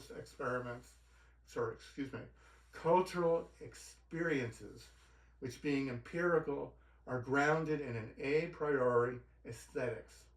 Merleau-Ponty's argument against Kant's critique of judgment, a critique of the aesthetical judgment, is stymied when Ponty argues that if by chance a human being cuts his finger, he also cuts his brain. Ossavant and Jean Rey wrote that all great works of art are those based on primary elements. The purest paintings were for them, therefore, something more than cold, didactic abstractions. They were paintings that systematized a universal object type, harnessed the primary and secondary sensations and pluralize the theme object. Ozenvine and Jeanneret wrote the following. Purism would never permit a bottle of triangularly shaped because a triangularly bottle, which eventually could be produced by a glass blower, is only an exceptional object, a fantasy, like the idea behind it.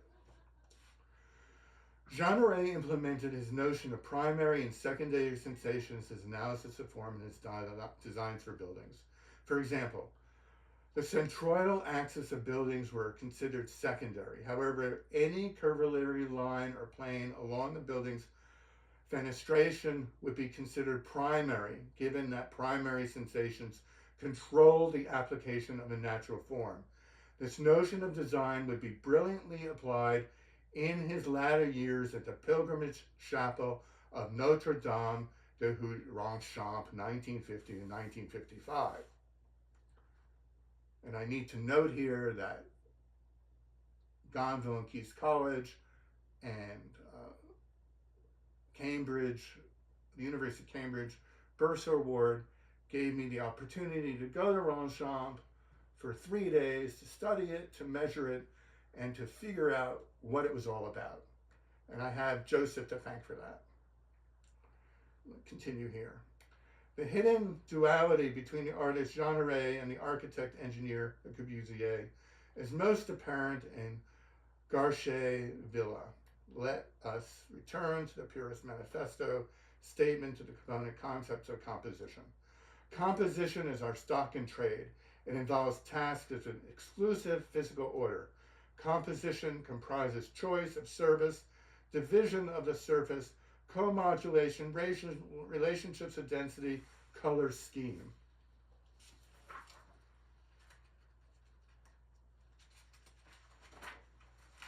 Page 11. And I need to note here that in 1982, I was a student of Robert Slutsky at IAUS and Robert Eisenman.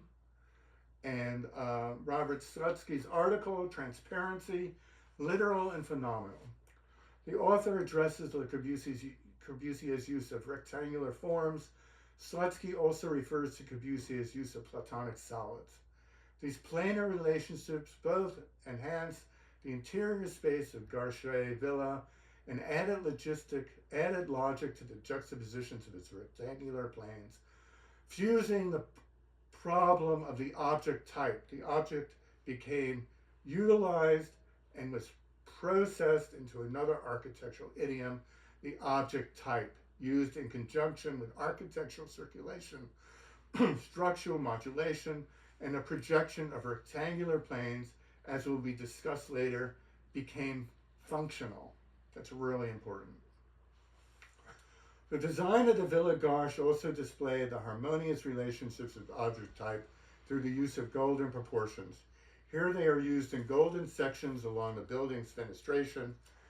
Le Corbusier's architecture relates closely to those principles of nature that he so admirably advocated. It was Le Corbusier's intent to utilize nature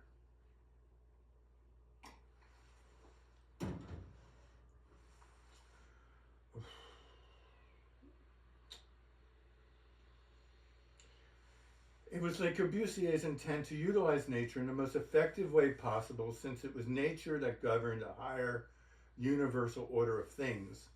This order was apparent in nature, and Core believed that mathematics, only a tool devised by human beings to understand the geometrical harmony of the universe. The floor plan shows that the villa has a rigid modular system governing its highly mathematical and geometrical space. There are no visual fragments. The geometry, its transitional elements are governed by a universal order. Well, thank you, Robert Slutsky. I mean, that comes from Bob, not me. As already discussed, page 4, Le Corbusier believed that the object type was secondary because it was a process utilitarian object. In the early Purist paintings, these objects were representational and they reflected the beauty of everyday objects. Yet their functions were secondary. These objects became metaphor for other things. The new associative meaning for the thing with an attempt to make object neither primary or secondary, thus transforming the object type, causing the thing to become finally implemented in the design plan and creating a new architectural idiom. In Le Corbusier, as painter-architect, cleverly utilized these recycled object types, hence the circular stairwell became associated with the neck of a bottle. The ribbon window can be associated to the streamlined quality of a cruise ship, and the curvilinear plane of the body of violin can be closely associated to a morphic curved wall. And perhaps metaphorically, what is orthogonal in plan can be read as circular in elevation. The evidence set out in this paper surely indicates that purism is not just a minor movement and that it should be accorded for a greater historical importance. And this is one reason why I brought in Yaya Tsuan in Hong Kong, because at the time, in 1992, a British company worth billions of dollars wanted to build the largest department store in Asia. And two other young architectural interns, including myself, set out to make this happen. And we did a great job. And one day, I'd like to see this building in the flesh. Thank you so much, Joseph. We miss you. We love you. Believe me, it was difficult having you as my director and my mentor. Maybe we will move forward to Jill. I'll pass over to Trevor again. Thank you, Desmond. I think you're starting to notice that there's been a great preponderance of Canadians in the program today. Here's yet another. The other preponderance is people who are architect-historians or architect-critics. In other words, trained as architects, but practicing as writers. There's no accident for this pattern, I think. And I think Joseph's example as being an architect-critic-historian is very evident. This is certainly true of Jill Bambury. I knew Jill not long after she graduated from TUNS, or now Dalhousie University in Nova Scotia, as a working and very interesting architect of that. And then she's gone on to do academic studies, PhD, et cetera. Now she's teaching at Hartford in the United States. And by the way, I do listen to her brother on the Canadian radio system all the time. Jill Bambury.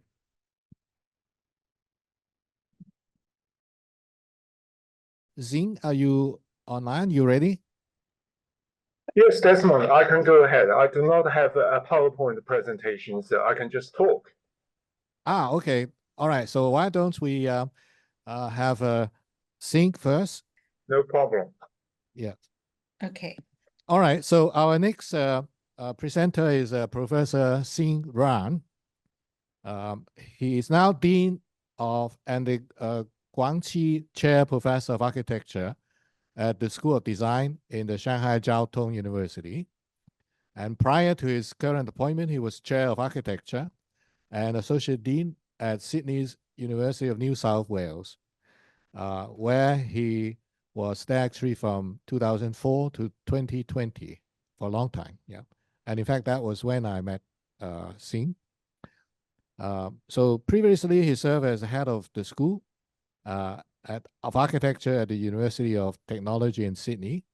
And he's a curator of the 18th International Architecture Exposition of the Biennale in Venice, the China Pavilion, and also the curator for the 2019 Shanghai Urban Space Arts Season Biennale. And he has, of course, published many books in both English and Chinese. And his latest work include the Shanghai Jiao Tong School of Design Building and the Bacon Garden. So, stage is yours. Xing. Thank you, Desmond. You can hear me, I trust? Sorry? You can hear me. Can you? I can hear you. Yeah, I can hear you. I can see you and hear you clearly. Excellent, excellent. Thank you very much, Desmond, for thinking of me on this beautiful occasion. And congratulations on this inaugural event and your chair position. I think it's remarkable to see at the time of the decline of the humanities, and you are fighting against the trend. So salute to you and to your institution. Now, I'm extremely relieved that you did not ask for an academic paper with a PowerPoint presentation. So I will just talk. And that has reminded me of the first PowerPoint presentation that Joseph gave for me in Venice. And that would have been around 2008 or around that time. When I was invited to do a workshop at the UI in Venice, and I asked Joseph to deliver a lecture for my class, and I said, please give a talk on a history of the villa. And Joseph said to me, oh, I do not think some of the colleagues at the UI would be pleased to see me in the corridor, especially Francesco, God, his surname escapes me, Francesco Dacco. And, but then he said, I'm very pleased. I've been invited to go back to UI by a Chinese. So Joseph came to give this talk, rather disjointed, but with a PowerPoint presentation. And then after that, we went for dinner on the same night. And Anne said to me, it was the first PowerPoint presentation that she managed to put together. She was very proud. So yeah, Desmond, and in China, you can't go anywhere without what we call PPT, so it's such a relief. I'm going to mix a few things together, some of the remembrance and some of the ideas that I have learned from Joseph, and I've had some discussions with him. I remember I first met Joseph and Desmond together in Beijing in 1999 and at the UIA Congress. And before that, and I sent my first ever English publication, English essay, a journal essay to Joseph, and I invited her to come to speak at a conference, which I co-organized in Australia. And Joseph gracefully accepted the invitation, and he said he would be in Beijing and I would be at the UIA, we would meet. So when we first met, and it was you, Desmond, you said to me, oh, I have read your essay, and Joseph gave it to me. And you commented on that, and you praised that essay. And I thought Joseph probably did not even read it. But let me first forward to my last meeting with Joseph. That was in December last year at his London home, which I visited several times. And when I walked into his bedroom, he was bedridden. And I saw my latest book, Confucius Courtyard, lying on the shelf just next to his door. And I was very pleased. And then we chatted on this and that, and occasionally he would lose his memory. But basically, he was very clear-minded. And then I remember I actually sent him the TLS review of my book, Confucius Courtyard, to him by email. But I knew he did not use email for some time. He was bedridden. And then he said to me, he said, oh, Xing, to have a TLS review, it matters. And then he talked about, he said, he also was still working on a book. So I asked him, what is the book about? Oh, he said, it's a book about buildings. And he said, I've done about 150 pages. Yeah. That was the last conversation I had with him together with my wife, Dongming. And I'm very pleased we went to see him last year in December.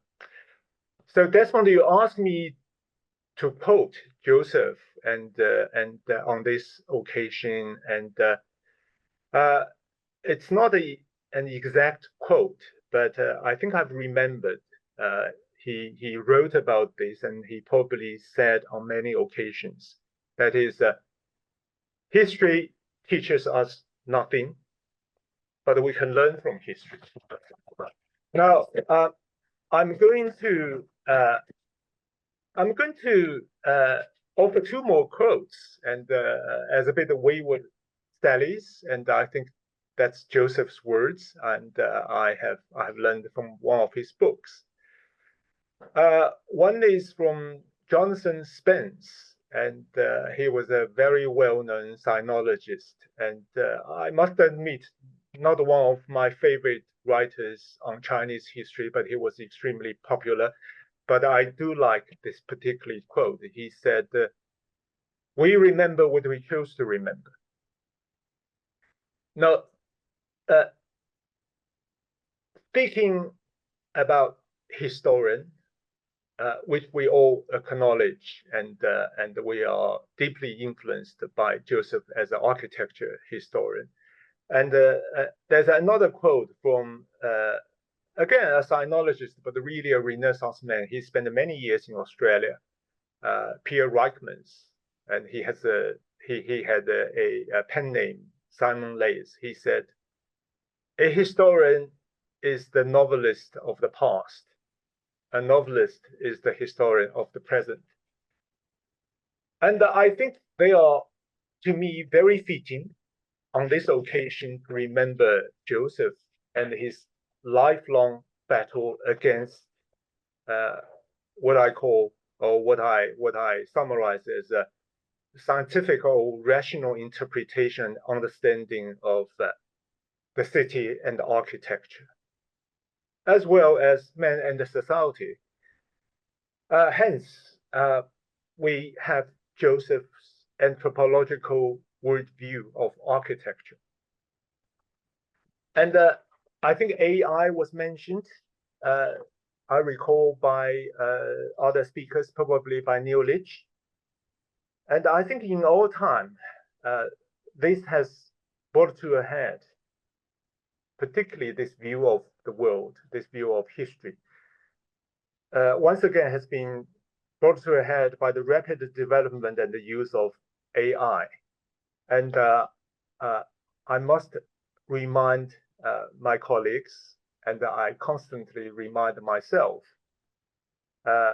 despite the mighty power of artificial intelligence, or Alberti's name begins with A and ends with I, AI does not forget. And speaking of history, we remember what we choose to remember. And again, if we follow that line of thinking, AI does not love, AI does not hate. AI, I'm terribly disappointed, it does not have a sexual desire. So if we reflect on various things that was close to Joseph's heart, and he wrote about them in his books and in his lectures and his discussions with his readers and with us. Joseph's city, and Joseph talked about city as an artifact, as we all well know, as a willful as well as a random outcome.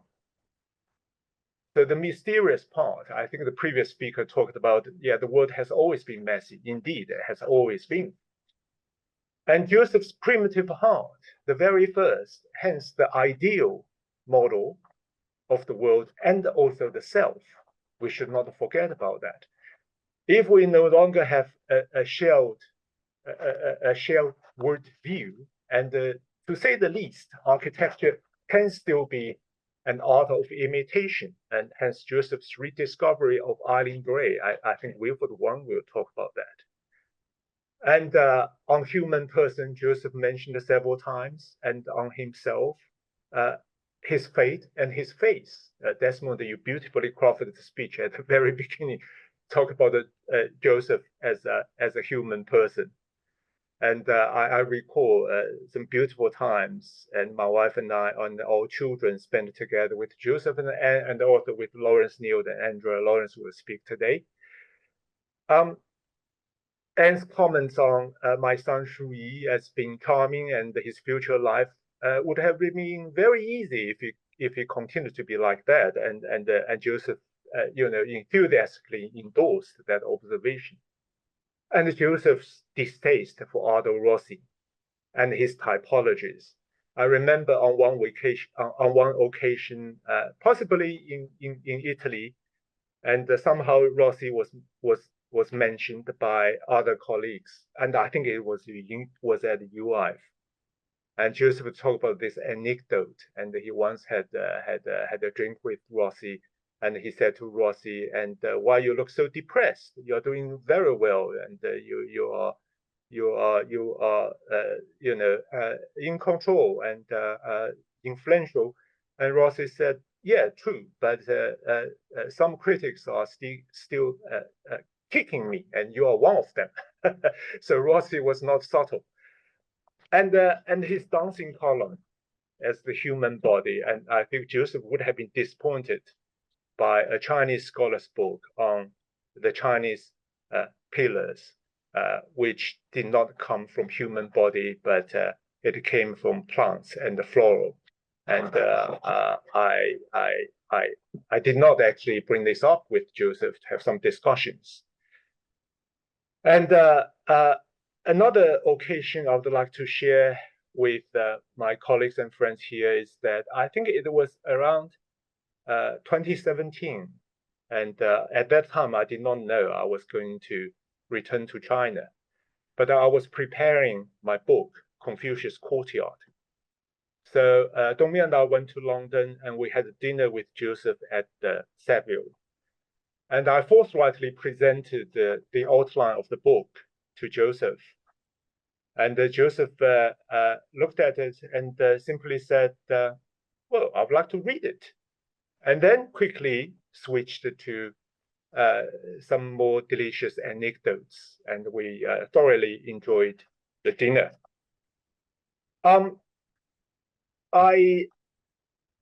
Since I'm hiding behind in the Zoom, and I don't need to spare my own blushes, but I would like to share with you the endorsement that Joseph has written for some of my books. And I trust he read them, and I'm sure he read some of them.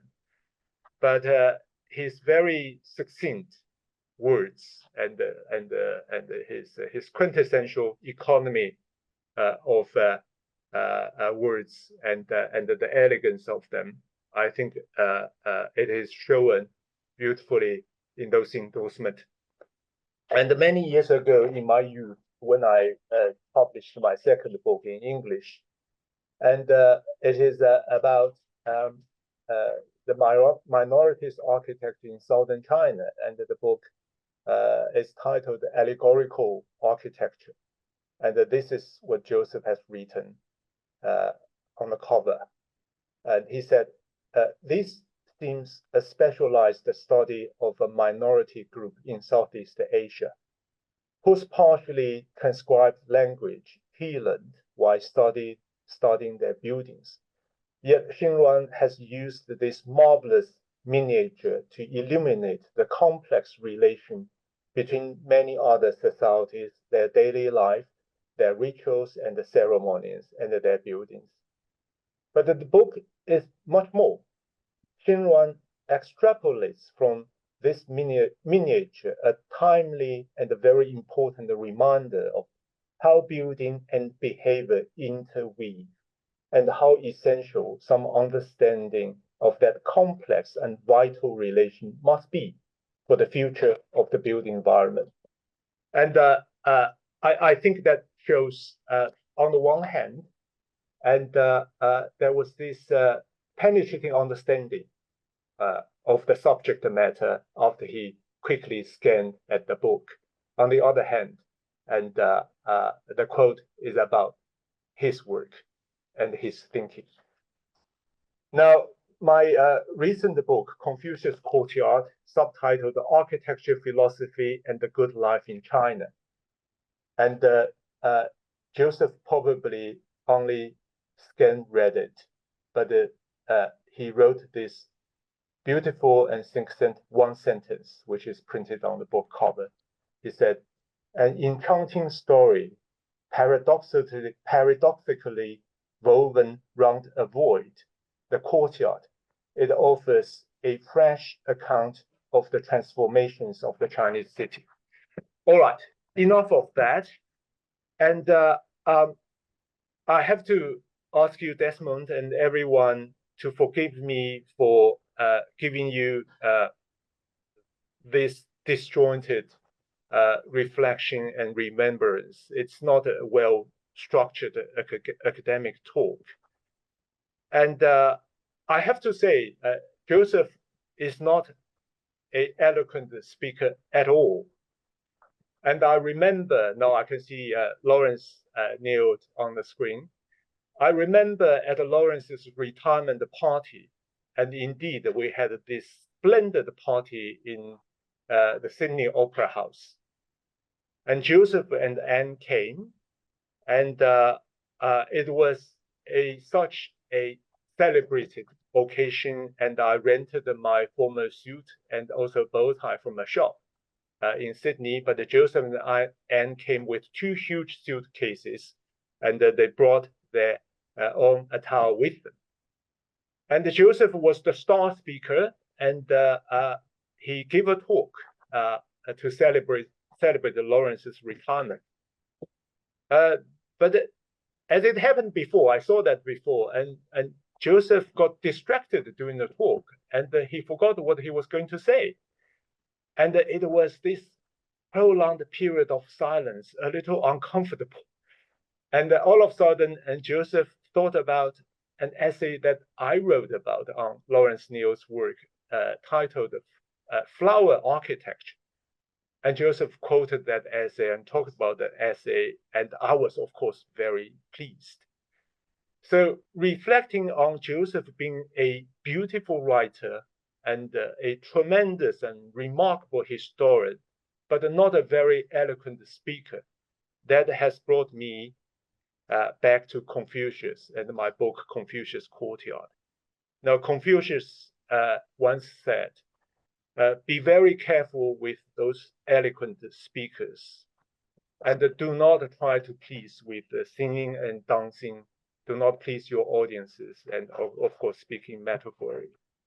Because the eloquent speakers usually, it's a sign of lack of authenticity, hence the lack of benevolence. So I think we should celebrate this not so eloquent speaker, but a beautiful writer.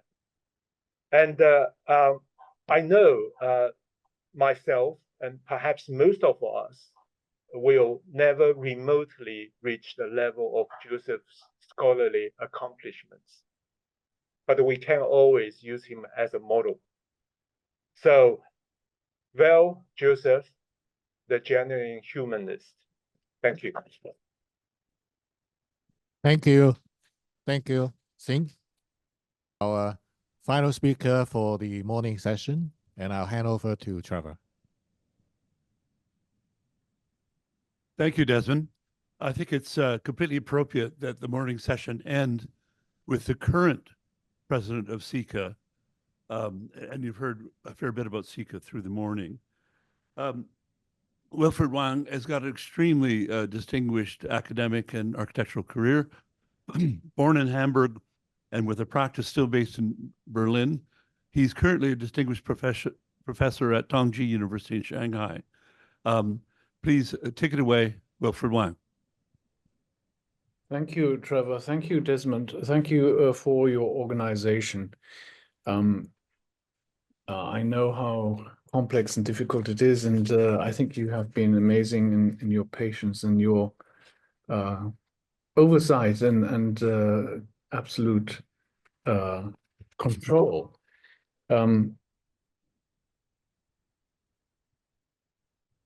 Joseph Rykwert was significant in instilling and inspiring a number of people, including myself and colleagues, while we were studying at University College London, the Bartlett School, in the 1970s, the late 70s. And it was during that time that Rosamund Diamond, a colleague and a co-editor of 9H magazine, was inspired by the writings that Joseph had published at the Domus magazine in Italy, 1968, and in Perspective, 1971, on the work of Eileen Gray. And it's significant that Joseph was fascinated by not just the personality, but by the work.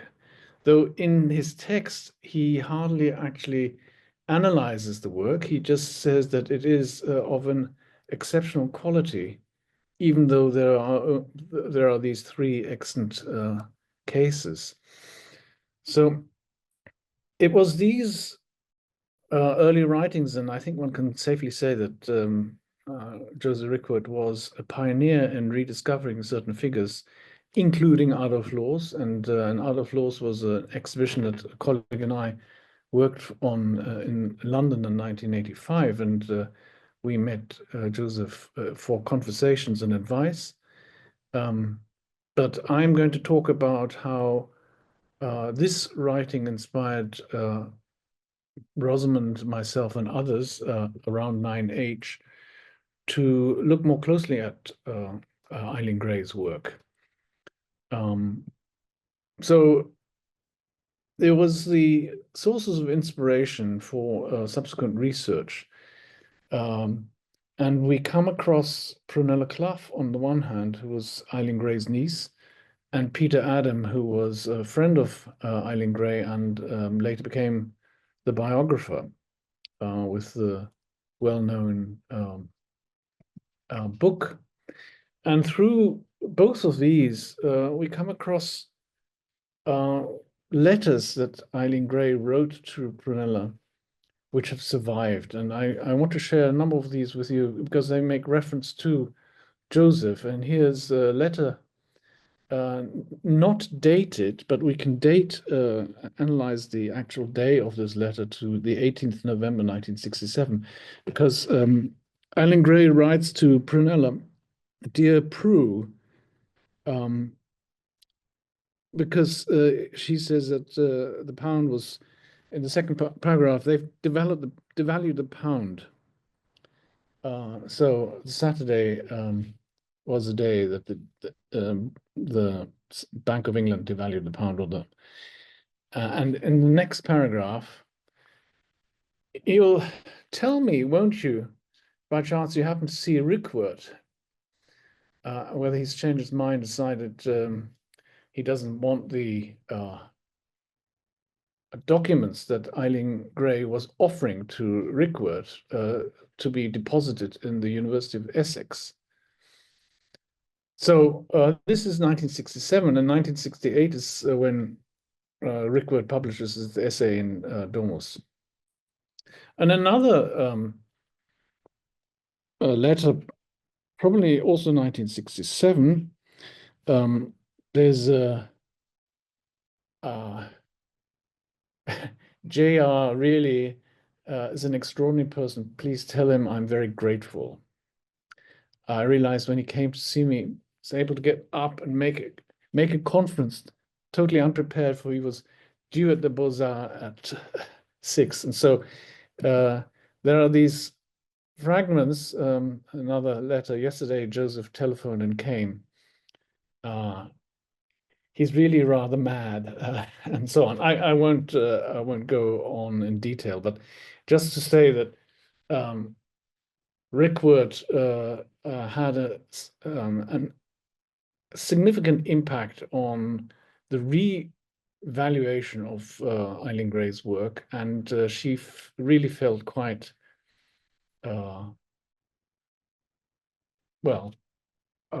appreciated by someone at last, having been in the shadow for so many decades.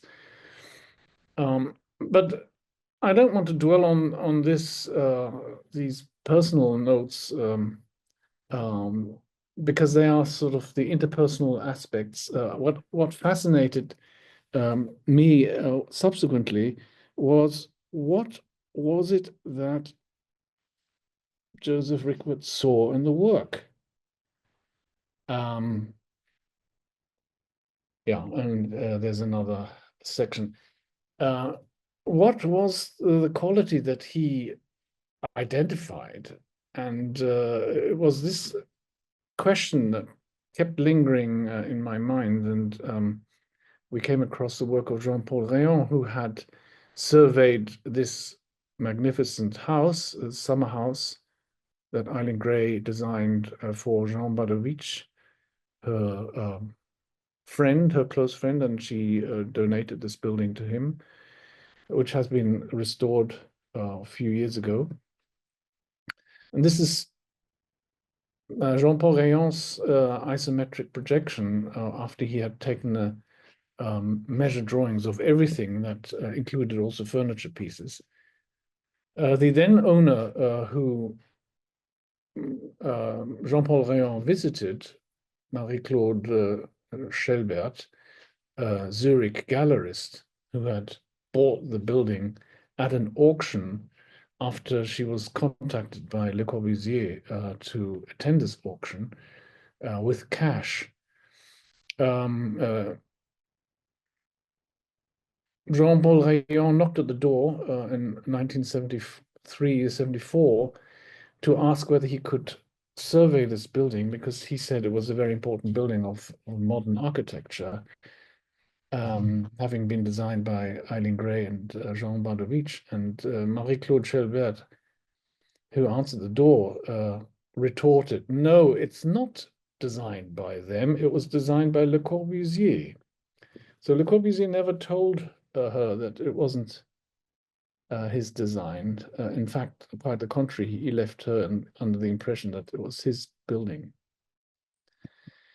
Anyway, after Marie-Claude Gilbert passed away, and she sold the house to her doctor, Mr. Kegi, Dr. Kegi, who was found murdered in the house by a chauffeur.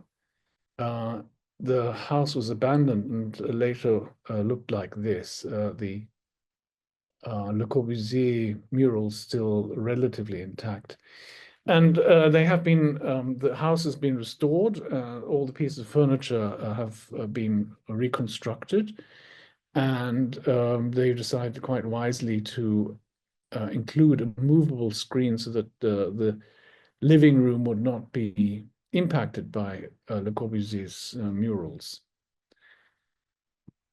Anyway, so colleagues Rosamund Diamond and I were fascinated, and Rosamund researched in the Gray archive at the V&A, and we published a couple of essays in the magazine that we co-edited, 9H, in the middle 80s, and found that Eileen Gray had seen Adolf Loos' design for Alexander Moissy in Venice, and she had drawn over it. She had actually corrected it in her own manner and made a number of projects out of it, in fact, 3 different ones, so that the original Villa Alexander Moissy could no longer be recognized. Anyway, this is the most radical version. And rather than what Le Corbusier liked to think, that Gray copied his parents' house on Lake Geneva, it's actually Lors, who is the inspiration for Eileen Gray, if you take the model and you stretch it, then you see the terraces, you see the projecting part on the right-hand side, and you see staircases and things like that.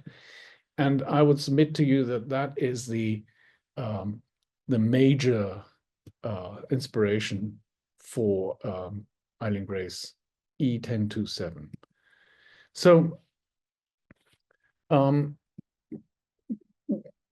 we took this, or I took this further, having been on the scientific committee for the reconstruction of the interior, and having resigned from this committee because the French were quite happy to do it all themselves. Of course, they didn't require any strange Chinese-German architect who was teaching in the United States to come in and assist them.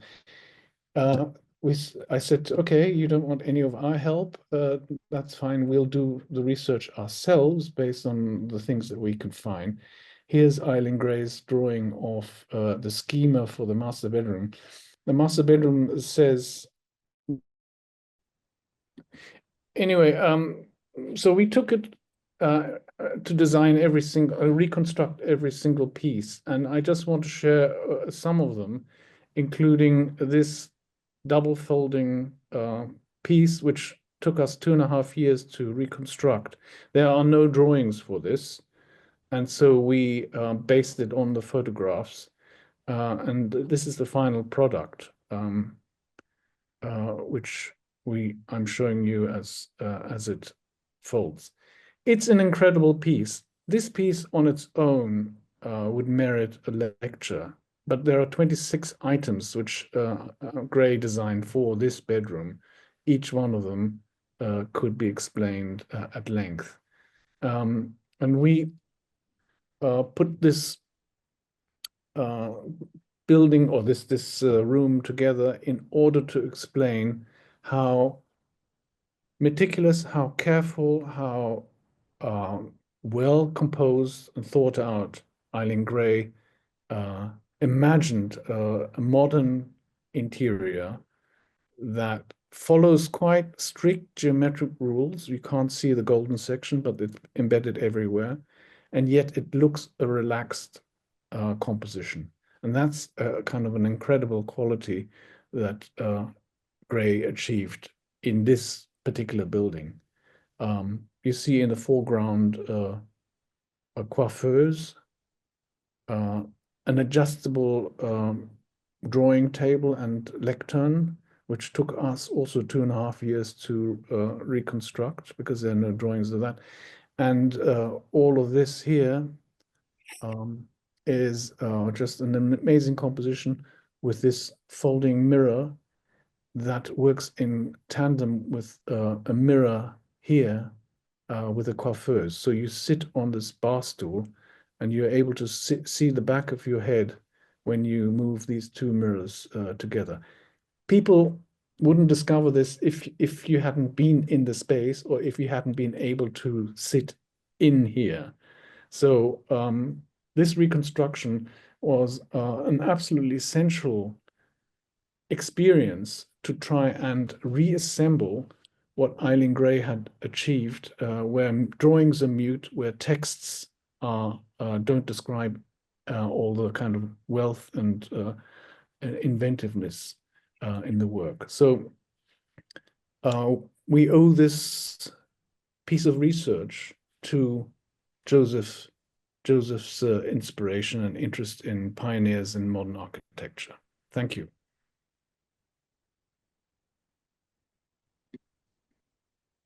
Thank you, Wilfried. Trevor, you have anything you want to raise? Yeah. So thank you very much for your presentation, and in fact, thank all the speakers in the morning session. So we now have a lunch break here in the Hong Kong venue, and we will resume at 2 p.m. Yeah. So see you in a while.